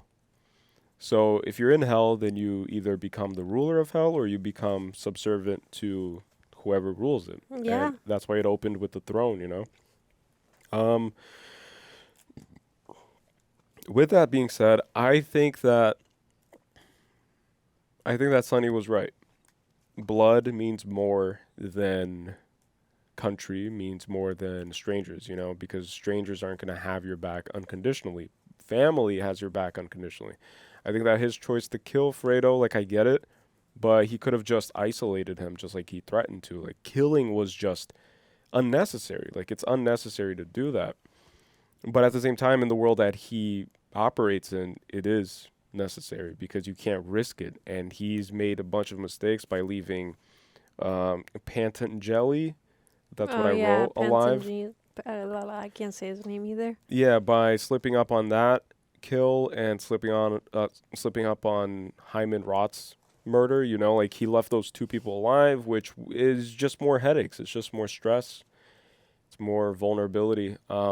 Loose ends, and it's not the first time that Fredo proved to be like impressionable. So yeah, for him, just like you're saying, it's just a matter of, you know, cleaning up any loose ends, and Fredo was that. It's like, how could he trust that someone else wouldn't, you know, kind of bribe him into another deal that would cost Michael's, you know, position. One thing that I think that they should have figured out, which would kind of alleviate maybe this anxiety of, is my son plotting to take me down? Is my neighbor? Is my consigliere? Is my own brother? It's like they should have created like a school for preparing members of the family, just like back in the royal ages. I think it was Alexander the Great. He was tutored by Aristotle.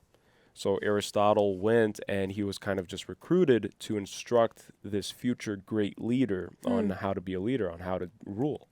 So I think that that's what's missing, is that they just like isolate them and just let them get intoxicated, just let them abuse every drug available, be it women, be it narcotics, be it substances. Like, they just abuse this lifestyle and this perception or this idea of power, but it doesn't belong to them ever. It all leads back to Rome, and that's why they say that all roads lead to Rome. Yeah. The emperor is the one that has to see through everything, and that's why even Tom was like, why didn't you let us know about this decision? And then Michael's like, what do you mean?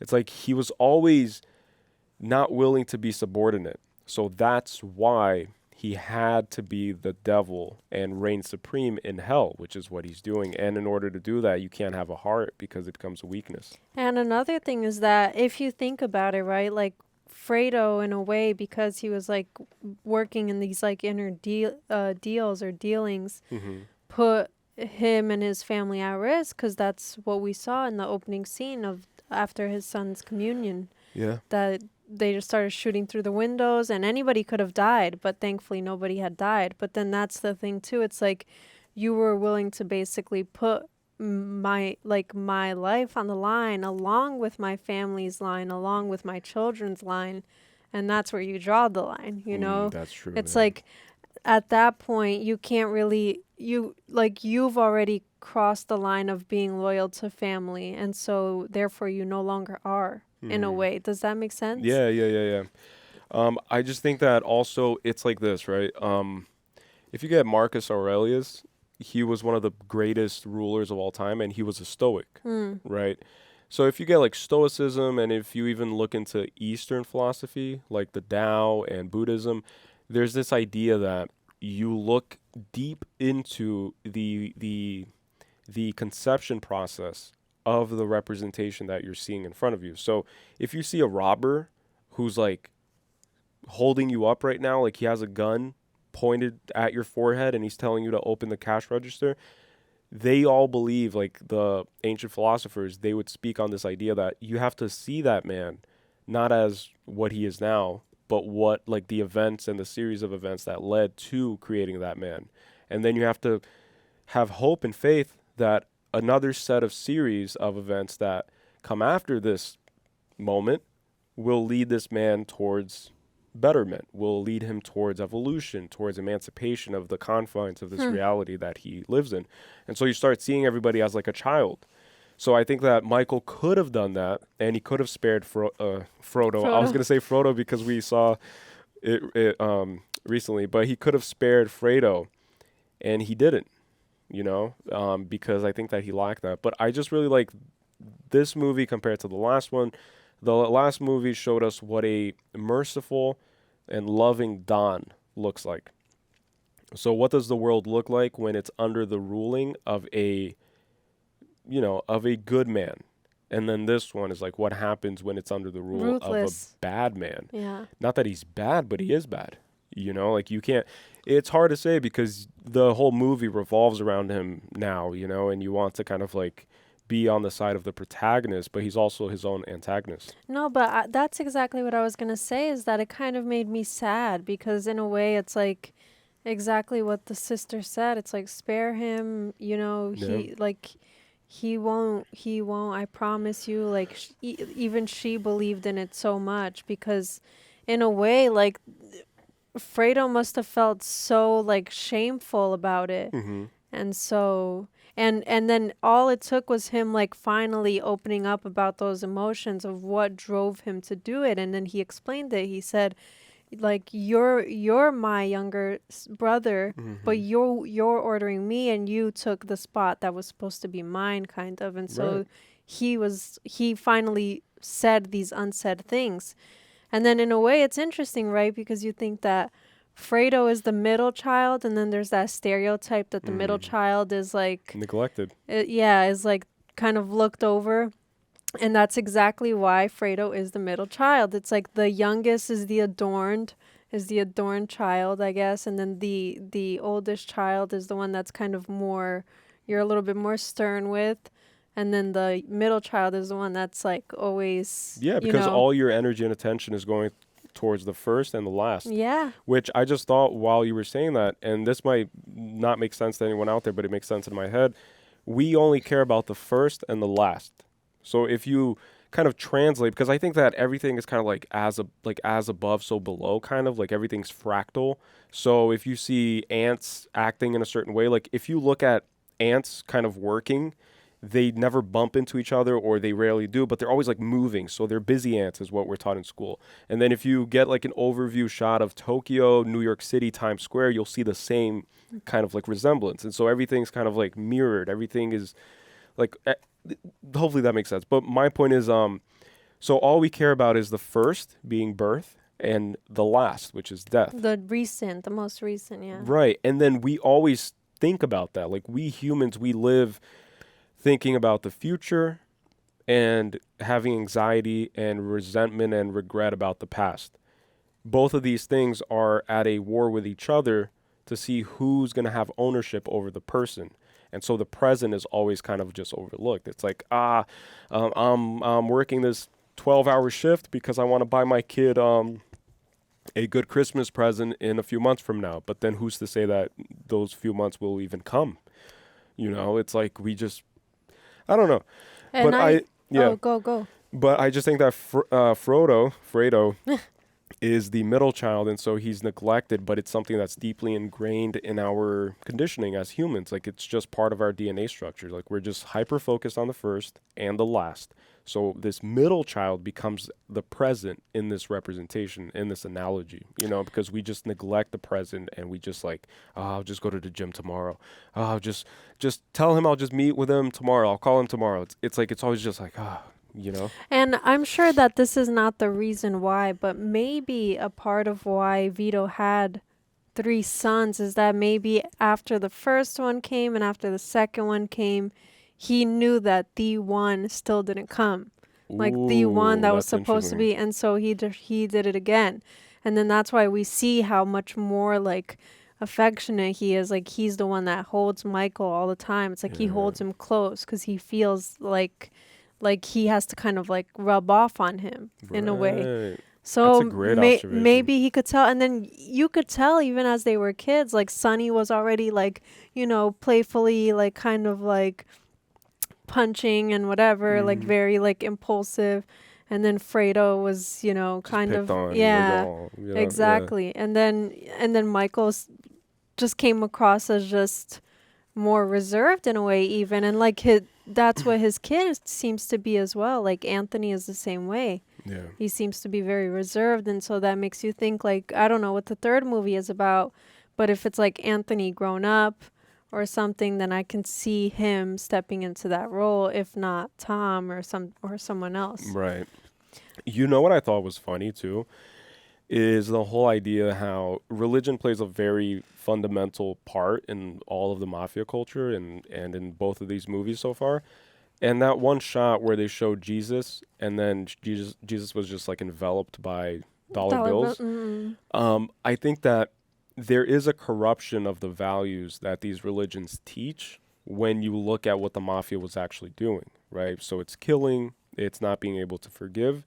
And then Jesus, right, the man in the Bible, he was believing that, you know, like having mercy. All life is sacred, yeah. All life is precious. Forgiveness is infinite. It's always abundant. Love is always abundant. And so I just find it funny because it's always this like back and forth. It's like, oh, en nombre de Padre, Espíritu Santo. It's like, but then you just go and just murder a whole sect. But that's the thing too. It's like you do that and then you get your kind of like peace of mind knowing that you have this thing. Because if you just do that with no like backing of any religion or faith in anything, then you're just a monster, really. Yeah. You know, versus having this thing where it's like, oh, well, I'll get the forgiveness, or at least I'm a good Christian or Catholic or whatever other religious person. Do you think that Michael believed in God, though? Like, do you think that he was a God-fearing man? Because I get the impression that he just one day decided, like, there is no God,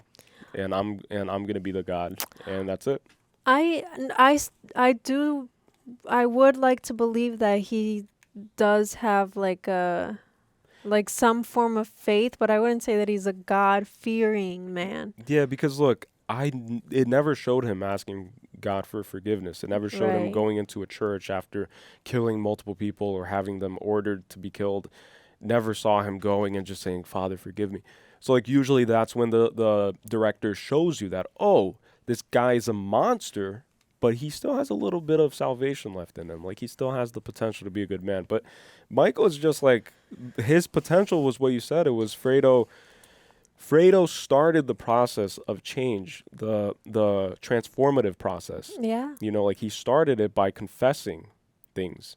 Do you want to go through the notes? Do you want to like start doing that? Yeah. Or do you want to go through your notes first? You, or me? yeah, you go first. Yeah? Okay. All right. So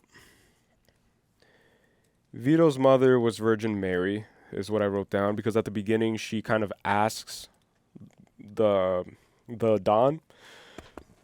Oh, excuse me, guys. Coffee burps. She pleads and begs the Don for forgiveness.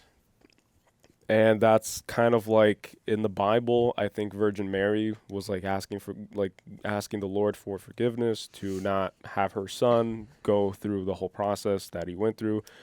And I think that was kind of like the whole thing, is that Vito was kind of Jesus in this scenario. You know, I'm not saying he was Jesus. I'm just, because a lot of people will just say like, how dare you? But it's just the idea, you know, it's just a metaphor. Right. I think. She was asking him for help to help keep her in the apartment.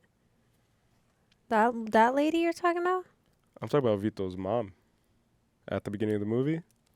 Oh, she was Vito asking Oh, I thought you were talking about the lady asking Vito for help. No, which is another thing too, yeah. Yeah, but that, like, even when it was happening, I even said, I was like, because he's thinking of his mother. Yeah, so that's the only reason why he actually like went through with it, because he could have done, Michael would have probably said, I can't help you. But then the same thing with the man who said like, here, take the rent back and that's it, like I gotta go. Like he could have killed him, which is something that Michael probably would have done, because as soon as Michael feels like someone crosses him, he has to just basically take them out. But then Vito, he just like laughed it off and was like, whatever, like, you know, go talk about me to the neighborhood. It's like, I gave you that favor, remember? I am a forgiving, reasonable Don. Exactly. Yeah, because like that's how you set the tone. So that's interesting. It's like she is the Mary, and then Vito is kind of like Jesus. Yeah, he's the savior of the Italian people, because then also when Vito was like getting accustomed to the way that New York worked, he was like observing how the Don, the old Don, he was very ruthless, and he was just very like disgusting. Like he was just very selfish. Yeah. And he didn't do it in the interest of the Italian people. And I even wrote this down, how he took advantage of the fact that the Italian people didn't have any significant representation in America. So they were just this minority group, you know, like they didn't have any political flag, like someone, you know, endorsing them and helping them evolve in this country. So they would always rely on the Dons. And so the Don can either help the people who are in this predicament, who are in this position of just weakness and just being, you know, at the mercy of whoever is the big guy at the moment. They could either take advantage of that, or they can help them like a Robin Hood. You take from the rich and you give back to the poor. And that's what happened with the landlord. Like he probably has multiple apartments, multiple units. He can afford to shave off a few dollars on this one lady's apartment. Like he could afford that, you know?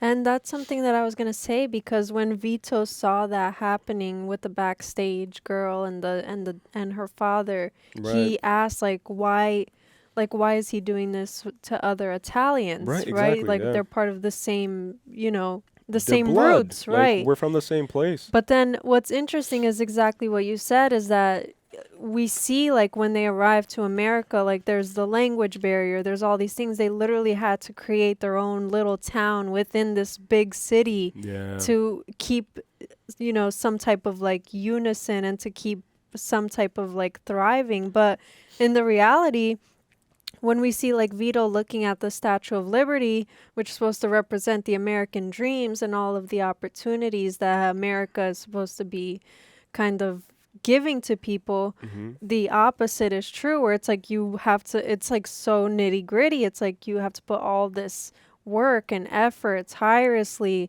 try to find your kind of like kind of find your own little group, I guess. And I don't know what word I was trying to find there, but your own little tribe. Right, exactly, in order to survive. Tribalism. Exactly. Yeah. And so what was my point? And so then we see the opposites, like we see people just trying to sell fruits on the street because that's all that they can do. And then what you said, it's like in those moments you should be trying to work together to elevate. But in that Don's case, it was all about like taking from to just elevate himself.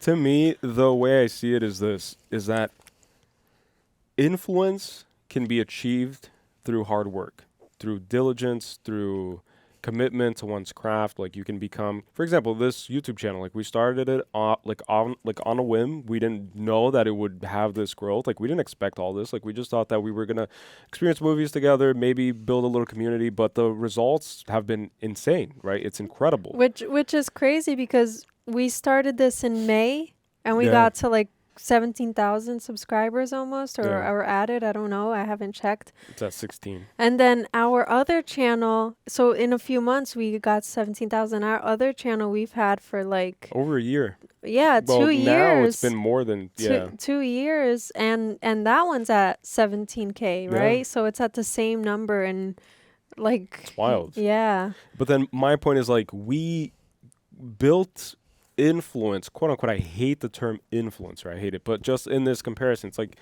every person can be an influencer and influence people if they work on themselves, and if they are kind of like if people like if they give people what they want. Does that make sense? It's like you can influence people if you get people to kind of support you. But then my point is like true power has to be taken. So that's what happened with the mob, and that's why the United States government was very like, how do we dissolve this? Like they're getting to points where they're infiltrating governments, international affairs, they're doing businesses, they're controlling the economy. This small little group of Italians who are just mirroring the Roman Empire. And so if you let this little nucleus kind of evolve and just multiply in multiple cells, at one point it becomes the United States of the mafia. Yeah. You know, and then America's just like a playground for these people. So I think that, which is what they said, like they were running all of the gambling. Yeah. All of the gambling in the country. Monopoly, yeah. In the country. That's crazy. And then just going back to the very beginning, so it's all like mirroring. And I haven't even read the Bible fully, but I do remember my mom telling stories, right? So it's like when they were looking for Vito Corleone to kill him, they were just going out and announcing it and saying like, we want this boy, the boy who lived, like the boy who survived, we want him and we want him killed. And anyone who tries to, hide him is going to get killed or it's going to face consequences. But he passed them hidden inside of a donkey. And then in the Bible, Jesus comes riding on the donkey. So there's something about the donkey. Like, I'm sure you guys can like confirm that. But also on the donkey was Joseph and Mary, pregnant Mary, riding into Nazareth. Really? Yes. Huh. Interesting. Into Bethlehem. Nazareth. Oh my gosh. I can't even think. Into Bethlehem. Yeah. Yeah. I'm like, what was the name? Oh gosh. Like my memory's I'm so bad with names. Like names and geography. Literally, I can't remember anything. Yeah. But yeah. And then Michael managing family expectations. Oh, booger. Yeah. No. There was just like a little cotton thing. So Michael managing the family expectation. When they were at his son's christening party. Is it a christening? Communion. Communion party. We saw Fredo lose control of his wife, make a fool of himself, make a fool of the family name. And then you saw Connie kind of making a fool of herself by bringing these men who knew and understood that she was connected to a higher power and they wanted to take advantage of her and extort money out of Michael. And so Michael wasn't even respecting the guy that she brought because he knew exactly what was going on. It's not for love. It's because of your influence and power. So he was very frustrated in that moment. And so he's just a guy who's just really obsessed with the family legacy. And I think it comes from a deep love towards his father. Mm-hmm. I think that his father's the only person he truly loved, and also his kids, because it's an extension of that relationship. So it's kind of like the ants and the city, crowded city thing, like it's the same thing. It's like him and his father, and now him and his kids. Like he's the son, and they're the son of the son of the... So it's all connected. Yeah. It's all like Vito's spirit lives in his kids because it lives in him. So business as busyness, I really like this idea because I started thinking about the word, right? Like busyness. It's like you're just busy, just like ants, like busy ants. And then I just thought about the idea how the mafia would value family so much. But the irony is that the business always came first, and they would focus so much on the business that they would neglect the family. And I feel like that's what we saw at the end of even with like Vito, like he was just being a grandpa, like he was just being a human. So it's not this status first. It's not this position of power. It's not this title, all of these shields that keep you away from the real human. It's just a human. It's like with a child, you can be vulnerable, and a child can save someone. So that's the whole idea why Fredo knew the moment that Connie was calling Anthony, he knew, like you can tell by the shift in his body, and then he's like, oh crap, like he knew what was happening. He's not that dumb. And so that's when he knew, because a child saves. And then ties back to Vito. Like Vito saved all of these Italian people from being oppressed, from being discriminated. And then you have like similar parallels with other communities. You have Martin Luther King, you have Malcolm X. You have like all of these people who have to rise up to be the representatives of these minorities. Otherwise, the government itself, believe it or not, doesn't really have the people's best interest in mind. It doesn't. It's always business first. Like where's the oil, where's the gold, where's the political advantage, where's the angle, and then the people are kind of just like cattle to just fuel the economy, essentially, is what I think. And I think that's why Sonny says, like, fighting for family is one thing and fighting for the country is another. And then just tying into that, this part right here, right? Where is it? Hold on, guys. Oh, here. When Hyman Roth told Michael that soldiers are paid to fight. Rebels aren't. No, Michael told Hyman, because he was talking about the incident about the guy who exploded himself. So soldiers are paid to fight, and rebels aren't paid to fight, making the rebels more prone to win. That was beautiful, because it's like, in so little words, he just basically encapsulates why revolutions win, even when the government has this mighty army. It's like you can't resist the fury of the people and the desire to change. Right. And that's why even on our podcast, on our conspiracy podcast and stuff, like we urge people to just look at things a little bit different, look deeper into things, understand things on a more deeper level, because then things will start clicking in your brain where you're like, wait, this isn't right. And why am I accepting it the way it is? It's like, hey, do you think this is right? No? How about you? Okay, now we have 100 people. Okay, now what? It's like, that's how it starts. Yeah, so their cause for what they're doing is more, it's more personal. It's like money versus like something that might be life-changing, that might quite literally shift the entire, way or thing of oh gosh, I'm so bad with words right now because it's always at night that my brain starts like getting foggy. But yeah, it's purposeful. Yeah, like the cause. Yeah, exactly. Like the cause for what they're doing has more purpose. Right, and a lot of people, and I can say this because I even have a few buddies who served in the military, and a lot of people just go into the military because they're lost, or because they want a free Mustang, or because they want a house, or because they want the money that they give as a reward. So it's just a lot of people who are just aimless. It's like a lot of people go into the military, they kill in the name of the government, and they don't even know why they're killing. It's like, why am I killing this guy? Why are you bad again? It doesn't matter. I was ordered to. And then, boom. And a perfect example is like the difference between a doctor who becomes a doctor to make money versus a doctor who becomes a doctor to save lives. And I lived in Brazil, by the way, and that's a big thing. A lot of people go into medical school exactly. for money.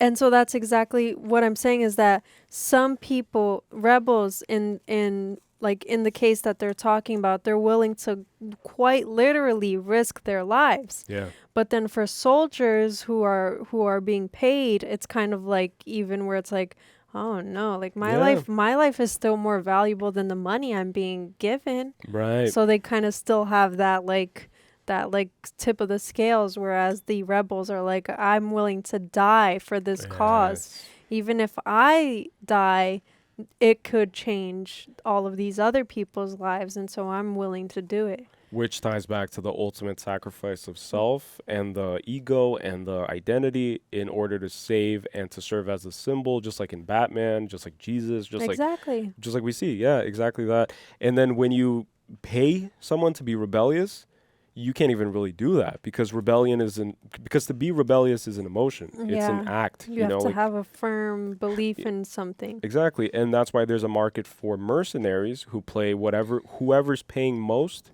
is where they go, but you don't have like a market for paid rebels. Like you can't hire a group of rebels to take over a country and to be the beacon of hope for the people of that country when the government is overthrown or there's like a new shift, just like with what happened in Cuba. Exactly.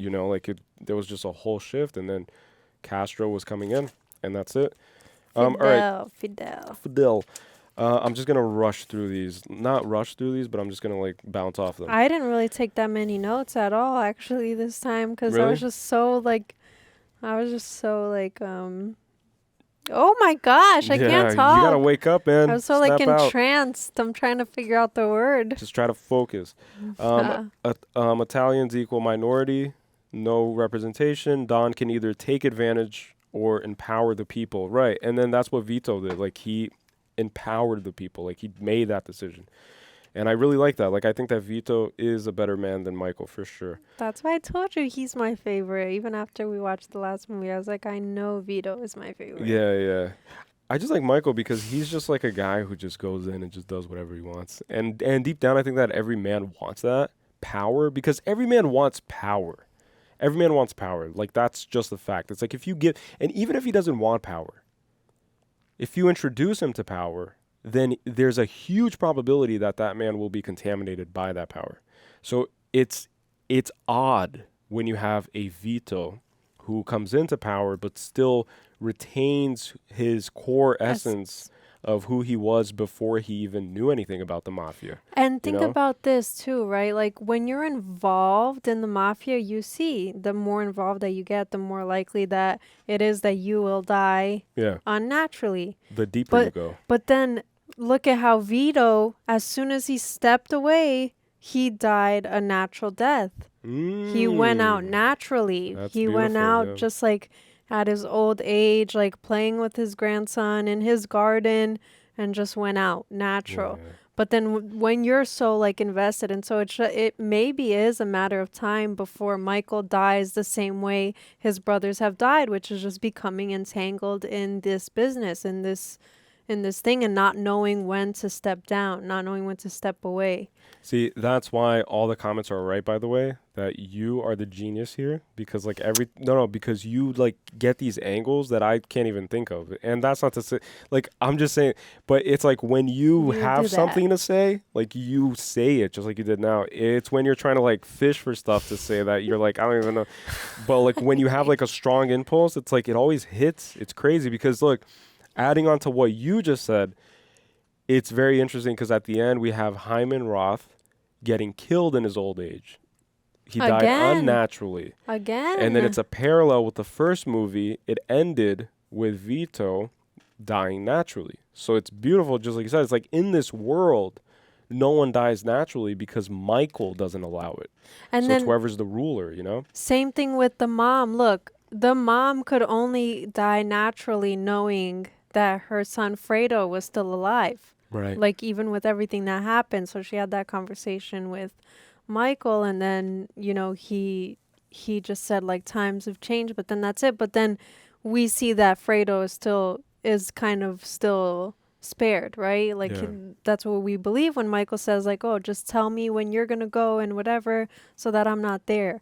But then the mom sees that, where she's like, okay, my Fredo is okay. Michael didn't immediately kill him. My family is okay. And then now it's like she can go and now she can meet Vito in the afterlife or wherever, you know, meet again. Then in a weird screwed up way, Fredo will also maybe see them. Maybe, but then like that's the thing. It's like I don't know what religion to believe. I don't know who's right, but I think that you have to be at peace when you die. And I feel like the problems start happening when someone dies abruptly, when someone dies kind of like not wanting to. Obviously, nobody wants to die. But like if you have these huge plans and you live your whole life kind of geared towards accomplishing that one thing, whatever it may be, that's still going to happen.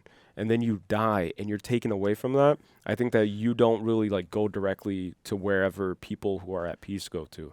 You know, I do subscribe to the idea of there being like something after this. I think that this is just like a transitional stage. It's a learning stage. It's kind of like high school. It's like we are all put here as humans to evolve and then graduate and then throw our little hats up to the heavens and just travel freely everywhere and just be with God and just be with light and just be with love. But my point is like Fredo might have not died in peace, obviously, you know? So then it's going to take him time. The mom probably died in peace, and the father died in peace. I'd like to think that Fredo died in peace, but in my opinion, I do think that he died in peace. Because, look, he died doing the thing that made him reminisce about his childhood, which was fishing with his father and his brothers. Right. And so in those final moments, he didn't think about what a monster his brother is for having him killed. He didn't think about anything else other than that thing that he used to do as a kid with his brothers, like this loving memory, even a proud of himself memory, where it's like, I'm always able to catch a fish because I say the Hail Mary, and my brothers could never do it. And so that was the one time that maybe his dad even felt proud of him, where he was like, wow, Fredo, you caught a fish and your brothers didn't catch a fish and whatever. So maybe that's why it was so like, like important that he went out even that way. Like he didn't just go out in like a bedroom or something. Like he went out in a, like he wasn't looking, he was turned away, he was doing his Hail Mary. Initially he was supposed to be with Anthony, so it was like something that he wanted to share, even like that's how much how meaningful it is to him. That was genius again, because of like exactly what you said. It's like in a way Fredo won. Yeah. Michael still didn't win. Like Michael, it ended with that close up of Michael, and his face is a face of just sadness, emptiness, Yeah. depression, coldness. There's no life in those eyes anymore. There's almost nothing meaningful to live for anymore. Like he had a new child on the way that was kind of giving him that, but then that didn't happen. Yeah. So what and is... in a way, he killed his own kid. Right. Because he killed his relationship with his wife, and because he killed the family infrastructure. He's all about family, again, like tying back to the whole busyness concept. All about family, just like, but no, it's not about family, you know, like it's about personal gain. And so for Michael, in a weird way, he might be thinking, I'm only going to make my dad proud once I become the president of the United States, once I rule the world. It's like once the world is my oyster, I do anything I want with the world. It's like then Pops will be proud of me. But then Fredo, my point to why your comment was really genius is because like he died at peace. Yeah, and you just shifted my like thoughts on that, because at first I was like, but then now I think about it and it's true. It's like he won. With the views. Yeah, just beautiful way. Scenic, and also, and on the water. It's like, what other outcome do you really have being a part of this? You know, like it's always going to result in some nasty way that you're going to go out, you're going to get into a car, you're going to turn it on, it's going to explode. Or having this divided family, because that's what it would have been. It's like constantly being ordered by your younger brother. Nothing changing, really. Nothing changing. Yeah. Like feeling like you have to keep trying to win over the affection and trust of your brother again. Because there's no love left. You lost. Yeah, it's lost. It's like, you know. And he would have never even let you rebuild that trust. That's the kind of man that he's portrayed himself to be. And there was no love left for Fredo, because he even told Mike that he wishes that he had what he had, or that he did what he did with Kate. K or K? K. K. Yeah, okay. K. Yeah, with K, because, you know, he developed a family. And so without his mom there, like, who's going to love him? Yeah. Connie had love for him, but still Connie's also just like broken, you know, like they're just two broken people can't make a right. It's like one broken person can't fix another person. That's not how it works. Yeah. That's why people, you know, go to shamans, or they go to modern shamans, which are like therapists and psychiatrists, you know. Exactly. Give them medicine, but like even that's like a parallel, and so random to say, but I just wanted to point that out because I like talking as I think of things, because I'm not a person who like memorizes stuff well. Like I forget everything. I have like short-term memory loss. But yeah, like modern medicine is even about that, about these ancient practices of receiving holistic medicine by a shaman. Robin Hood, Vito's love for people, and then Michael views people as a nuisance that needs to be dominated. So Michael kind of adopts the whole like Freemason mindset, where the Freemasons and the Rosicrucians, they believed that the mass is like a herd that must be controlled, because they're not smart enough to kind of discern things for themselves and make rational decisions, reasonable decisions, quote unquote. And so they have to be ruled by an elite that has the brains, I guess, to rule the herd. Yeah. And that's where the whole concept of like being a sheep, like you're being a sheep, man. Don't believe it, man. You know, it's like the whole idea of the hippie movement in the 70s. Okay, so I'm almost done. Sorry. Take your time. Learn to use enemies. I love this, right? So I don't know how many of you guys are familiar with the controversial, notorious book called The 48 Laws of Power by Robert Greene. I've read it, especially during my like business phases. I've grown out, thankfully, from that mindset, because at one point I found myself going down the whole Michael Corleone route. And it's so crazy, because even if you go back to my like archives of like stories on Instagram, it was just like a lot of just anger. It's just like ruthlessness. It's just like I'm gonna me against the world. Yeah, it's like F everybody. I can't trust anybody. Everybody's out to get me. And I think that that's a low level in the human evolution. I think that you have to always aspire towards getting away from those low frequency ways of thinking. And I just wanted to preface, you know, what I'm about to say with that, because he does like do a lot of the 48 Laws of Power, and I was just like being like reminded of it. It's like he learn to use enemies. That's one of the laws when he first, came to Hyman and he feigned friendliness. The whole idea of blackmailing, making people dependent on you. I think that's literally the title of one of the laws in the book. Make people always dependent on you, always reliant. That way you can control them. And so through blackmail, through leveraging things, through creating situations that are prone for that control, for that introduction of just hierarchy. Soldiers are paid to fight. Okay, we already did that. Tension preceded by release. Like the whole movie to me was like a breathing exercise. It's like you breathe, you hold it, tension, and then you release.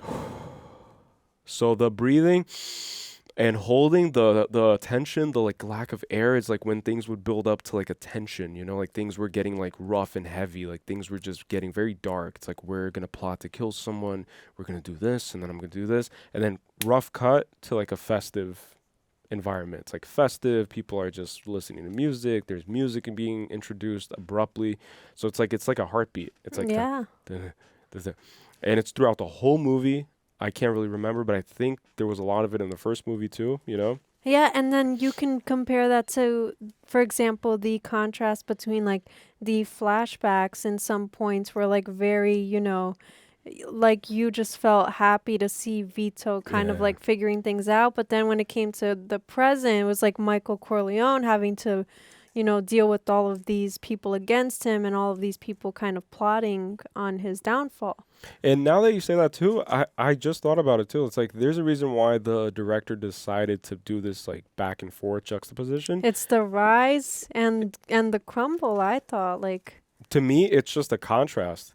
It's like, look at what Michael does, and then look at what Vito did when he was the same age. Look how look at Vito holding his kids, spending time with them, being affectionate. Look at Michael. He killed his own kid because he killed his wife, essentially. Like, he killed her inside. And that's when she said that, I don't even feel love for you. It's like, you kill someone when they don't even feel anything towards you. It's like, that's the same as murder, Yeah. So I just like that. It's literally yin and yang. It's like, here's the light, potential for light, and here's the potential for darkness, malevolence. And so my only hope for the part 3 is that Michael, as he gets older, he just understands his mistakes, and then he teaches his kid, if his kid's going to take up the throne, before it's too late. Before it's too late, like, don't let your kids become like you, because you are a monster, Or lose the affections of his kids where they don't even want to be involved at all. Like, they're not going to go down the route that him and his brothers did with their father, where they all wanted to be involved. And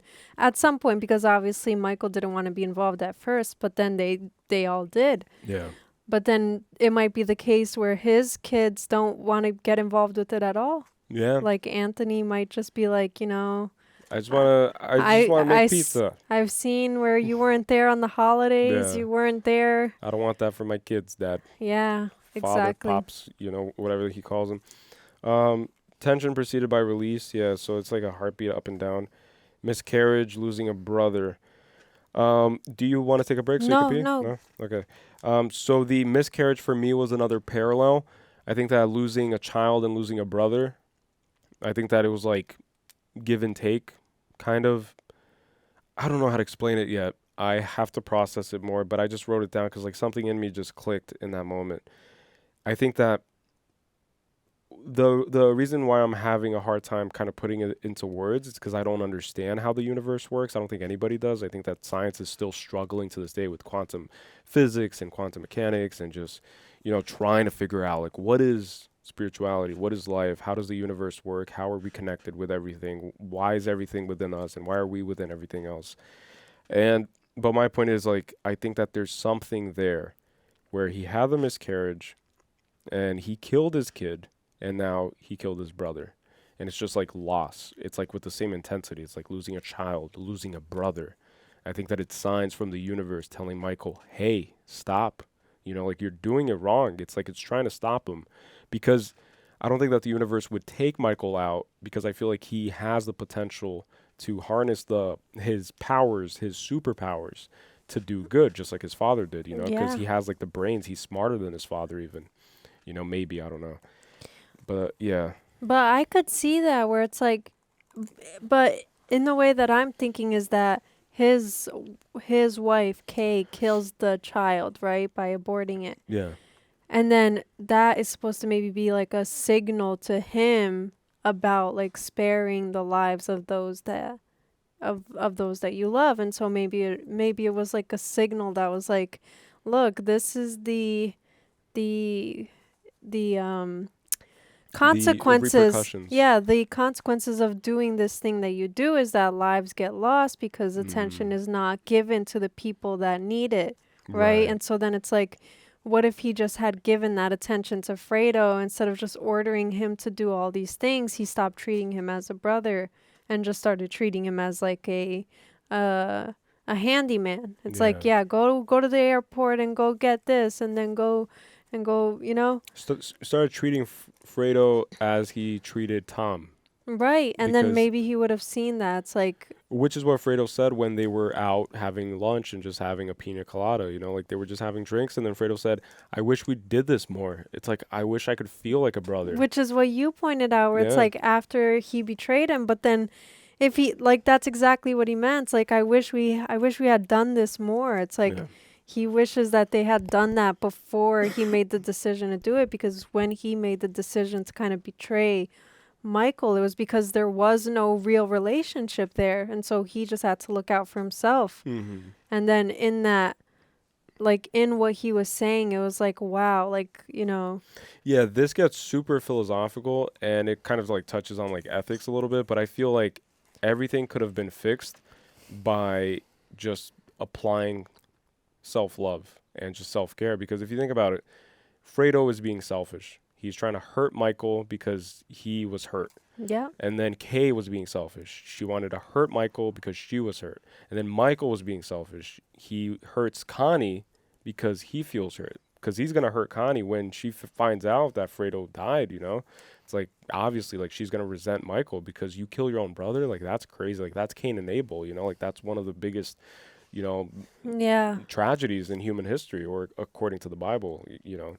And I'm not saying that human history, you know, is you guys know, right? Yeah. It's just like it's just that, like, there's also this illusion that because we have a platform now, and a platform of considerable size, that we become experts now. Like, we have to just say everything right. Say everything right. No, it's wrong. You did this. It's wrong. You're it's out of actually line. don't do that.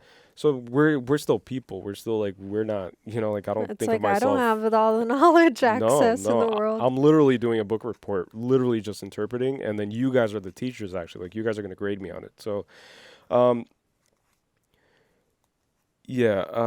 my whole thing is, like, hurt people.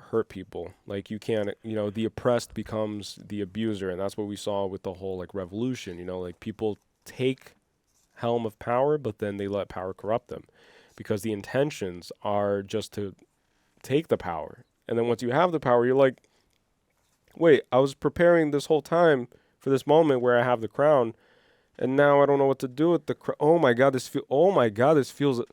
Hey, you bend over. I'm gonna put my feet. You know, it just starts. So it's like there's no preparation for that, and that's why Alexander the Great was mentored by one of the greatest thinkers of all time. Yeah. And that's why he became a great ruler. He had also his, you know. But the biggest moves are done under religious blankets. Michael took out the entire gang in the first movie, and his father took out the mob boss during the festival when Jesus was being paraded, which, by the way, being enveloped by the dollar bills, it's like it's the corruption of the whole idea of spirituality, of divinity within. It's like it's just corrupting it. But yeah, I just found that super cool how they just did that. And I had something to say about that too. It's like, it's always during or like right after a celebration that it's like the best time to execute people is what I mean. Like, not even just execute plans, but execute people.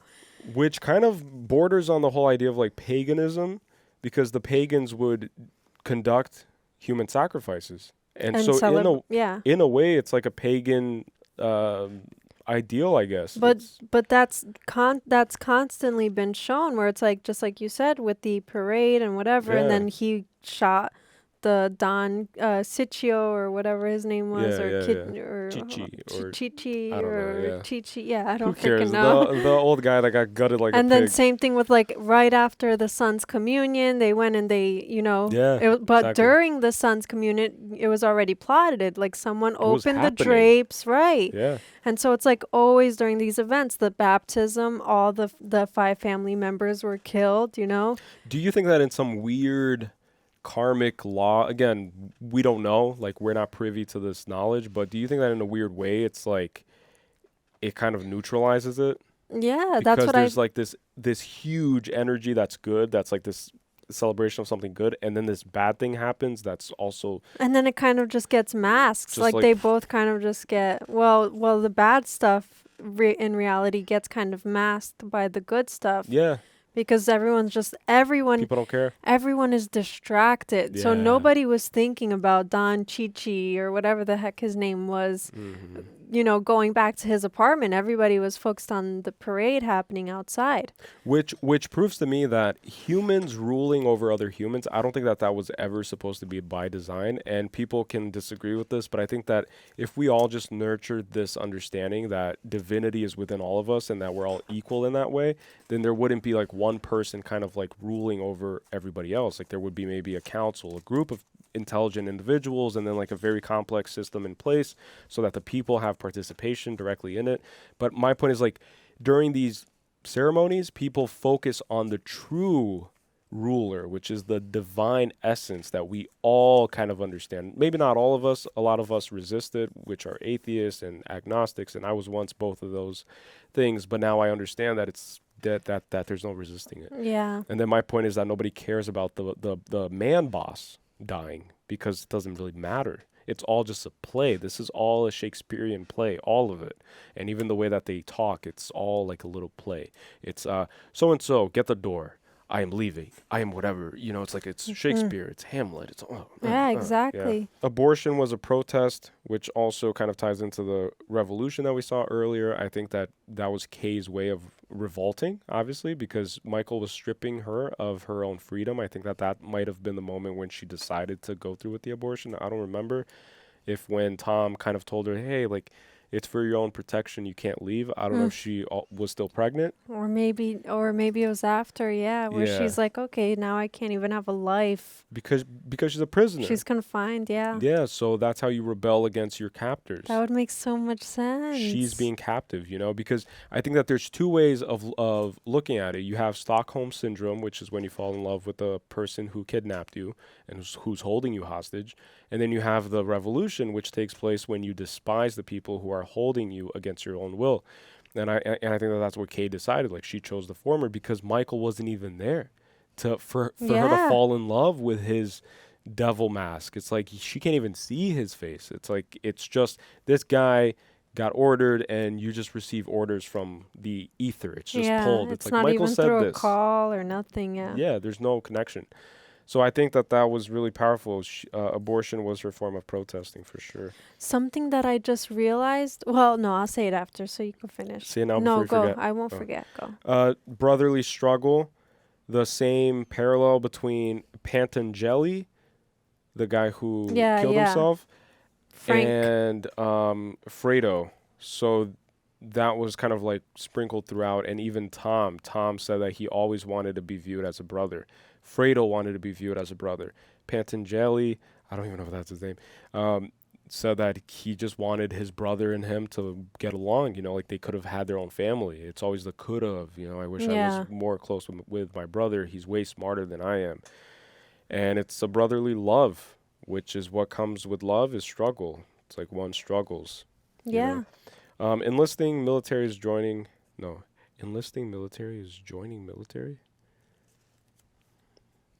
I don't know what I wrote back then. About the ending part? Oh, yeah.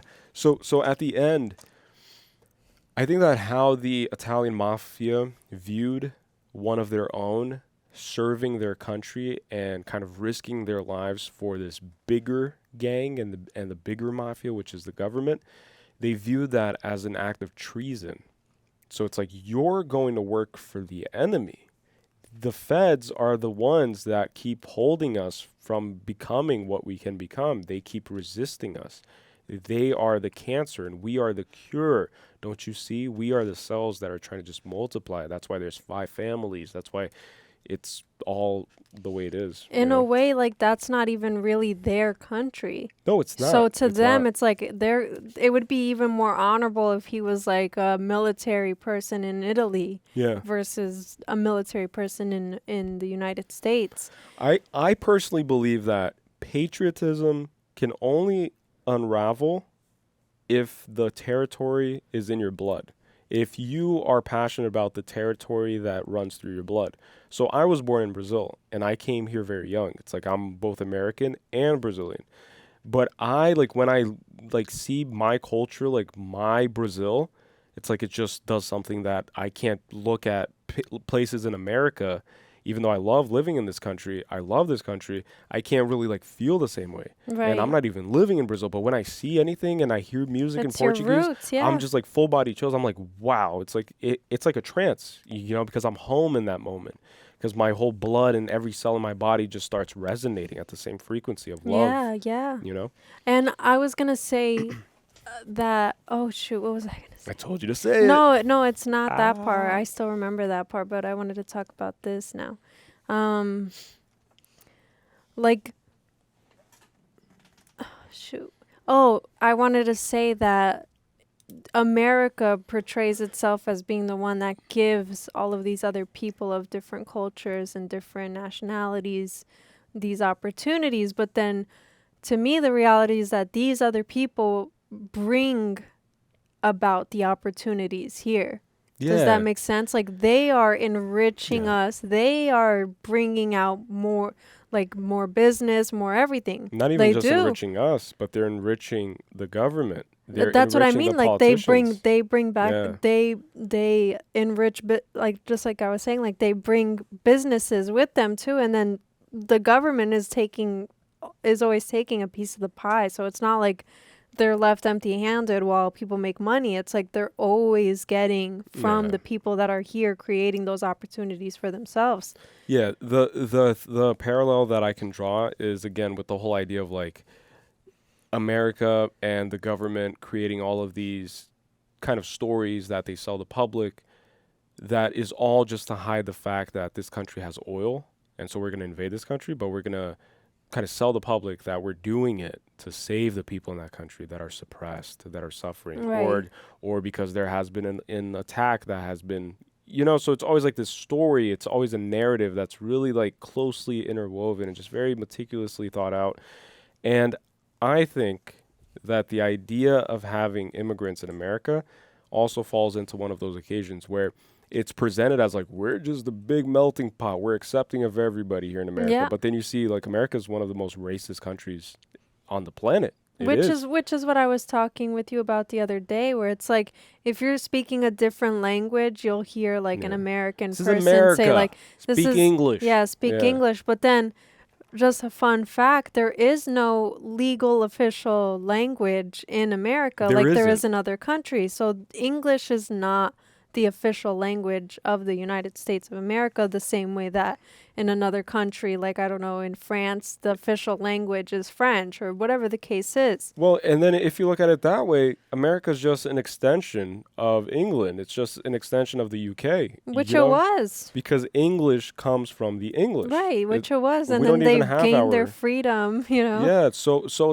to justify all of this patriotism, I think it's just ironic how we're the only country that doesn't really have an official language.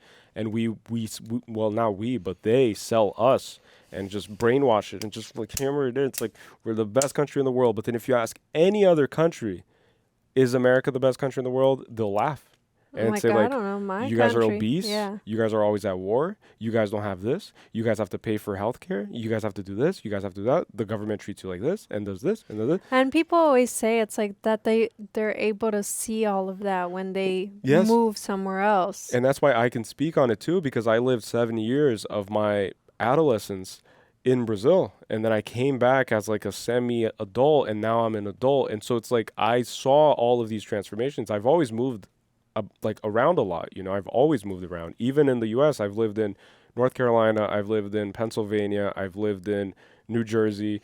You know, it's just always like moving around. It's like shifting. Oh, new school, adapt. But one thing about America is that it's like and that's why it's like it's called the American dream, but it is the place where there are a lot of opportunities to make money. No, for sure. So compared to like, I mean, I don't know. I can't speak on like of all the countries, but I just know that it is one of the ones that it's like there is a lot of opportunity to make money. And so that's why people come here. It's like, you know, especially if the currency in their country is not as valuable as the dollar bill, then, you know, that's what intrigues people. But then my question is money everything? No, but that's the problem. People start to see that here you live to pay to live. Yeah, that's all and you do. then, you know, and then you're just that's all you do. Scrounging up savings to go travel the world. Like, why do you feel the need to go travel the world? Because you're obviously not feeling fulfilled here. Exactly. But we're getting so off topic. No, but it's not off topic. Yeah. But yeah. But it's very true. And all that just to say that, well, what were we even saying? I don't even remember. But I do want to just say this. That because I said that they bring the opportunities. Right. And then it's kind of like disguised as this idea of like a melting pot. But I think it's just because it boosts the economy a lot. So it's specialization of labor. It's diversifying the whole economy, you know, by having all of these different cultures come in. So you have Indian restaurants, you have Chinese restaurants, you have Brazilian restaurants, you have Portuguese restaurants. It's just diversification. It's just creating even like grocery stores too, like everything, yeah. everything, like so many different things. But I think that for sure, we are very far away from what we're supposed to be as humans. Like, I don't think that you're supposed to make money, which is funny because you don't even make the money. Like, you just hoard it. Like, you're collecting money and then you don't even hold it for any long-term amount of time before you already like give it somewhere else. So you do all this work to collect this piece of paper, this like thing, currency value. Well, now it's just like the crazy thing is that now it's not even tangible. You don't even see it. Like you now just it's see like numbers it's just a number on your phone, and then your account is like, oh, minus this. It's like math in school. It's just a calculator. It's like, I have this much now. Look at my Bitcoin, guys. Look, 40 million, pretty crazy. 50 million, 100 million Bitcoin, and then where'd it go? I'm broke. It's like, it's so stupid. So stupid. It's crazy. It's just like in the air. Yeah, know? And then all your value is into that thing, and you sacrifice what's real, experiences, family, spirituality.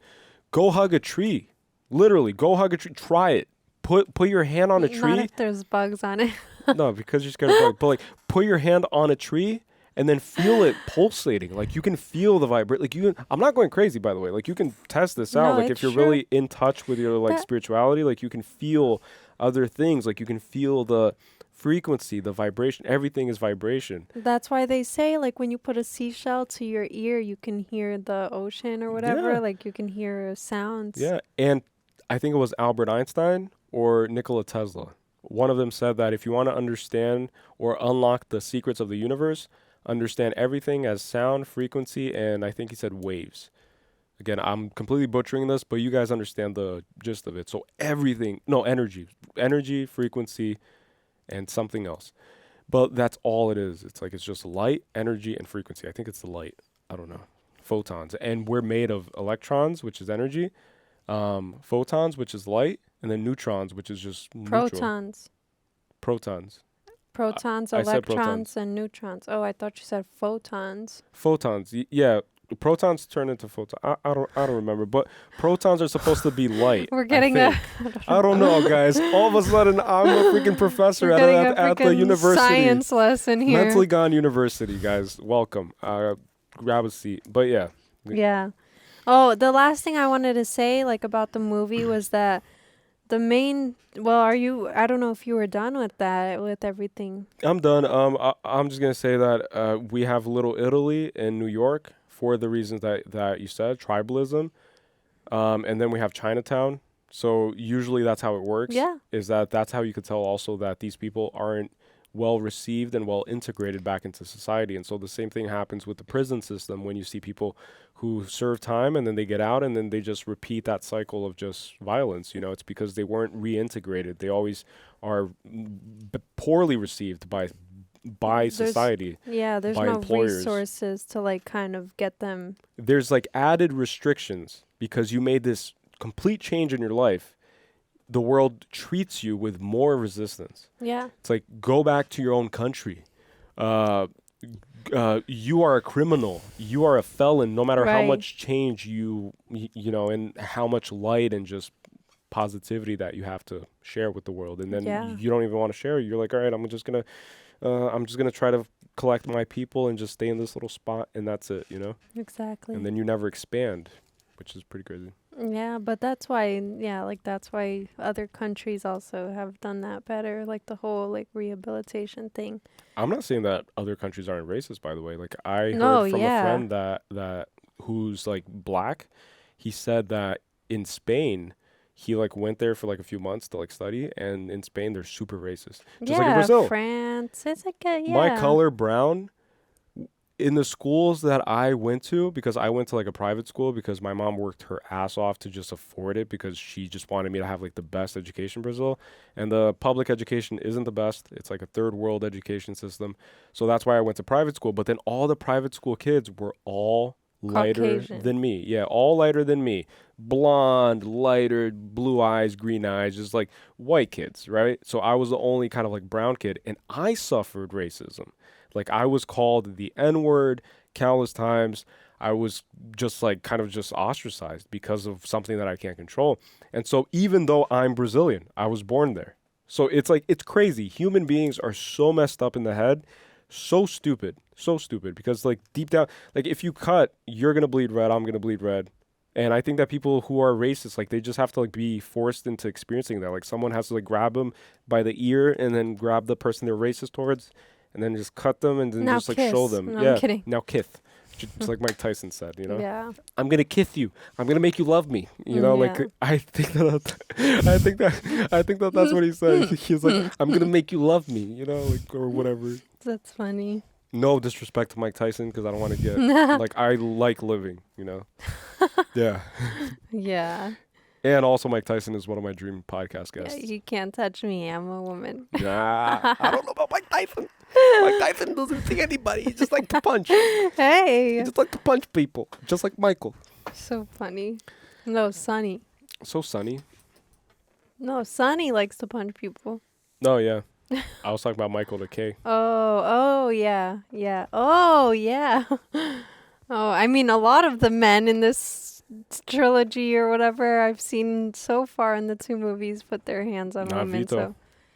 So we don't know if he did That we don't way. know. Yeah, Yeah, but he doesn't seem like the type. See, And if he I did, trust it was that like man once or with my twice. life. I trust him with my life. Yeah, I'd rather be Vito's wife than be Michael's. for sure. Exactly. Yeah. But is that all you had to say? Yeah. Okay. The last thing I wanted to say was that the main difference between Vito and Michael is that Michael makes an offer that you can't refuse before you can even refuse it. And Vito would give people a chance. Yeah, choice. Maybe even a second chance, you know? Yeah. But he would give them a chance, and then it's like, you can come and make it right, or you don't make it right. But I'm showing you that I could be that forgiving person. He never like got crossed and then that was it. It's like, look, this is, you know.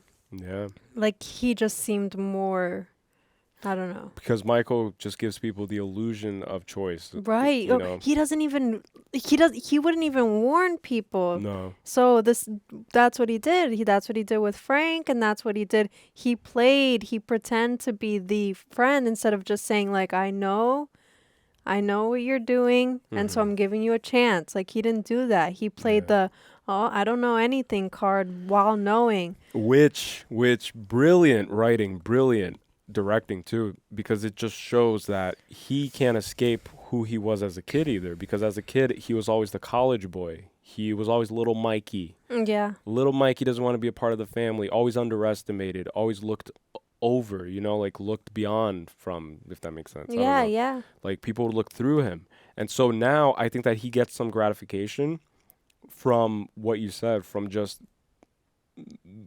making people think that he doesn't know and then just like getting them when they least expect it. And then he probably just relishes in that feeling. It's like, yeah, well, fuck you, I'll know? show you who's like the top dog or whatever. Yeah. You thought you could fuck me? No, you can't. And then Vito's just like, hey, you know, I just didn't like the way things were. And now, you know, I'm here to help. I just want to like help. even when he killed somebody, instead of like, he wouldn't continue the revenge process. He would just be like, look, you took a son of mine, I took a son of yours, and now we could call it even, or you could continue the war. And then what is he, you know, like it was like that, instead of like continuing it himself. Yeah. Petting his cat. the cat while you're talking. But that's it. No, I'm Vito with my cat. You could be Vito. I'll be. Get out of. You said you liked Michael more. You can't trade it now. I'll be. No, well, I don't know how no. Tom ends up. No, I'll have I'm to Vito see because part I 3. said I knew it from the first movie. I was like, I love Vito. You know what's funny though is that prior to 2020, if we were doing this, I would have 100% been a completely different person. Almost insufferable with the way that I would just like kind of just admire Michael and his character because of what I told you guys. Like I was in the whole business idea. I was in the process of opening a gym, a commercial gym, 10,000 square feet. It was like a huge project, me and 2 other partners. And then I was just in this mindset. I was like, you know what? I'm going to be the best gym in the world. We're going to expand. We're going to die. And then 2020 happened and pop, humbleness. Like, oh, money isn't everything. Oh, what is there more to do? Look inward, find God, find spirituality. And that's what happened now. And that's why it's just funny. Yeah. You know? So, yeah. Anything else? I think that's it. Yeah. I think that's it for me. I really admire Vito. Yeah, no, me too. I really I think that he's the bigger man for sure. And he's the better man, which is what I said. Yeah. And then if we have any other, obviously, like we have to see how this whole thing closes out. Yeah. But so far, incredible. Yeah. Oh, I was going to say that Vito's, the actor who plays Vito, what the hell is his name? Oh, Marlon Brando.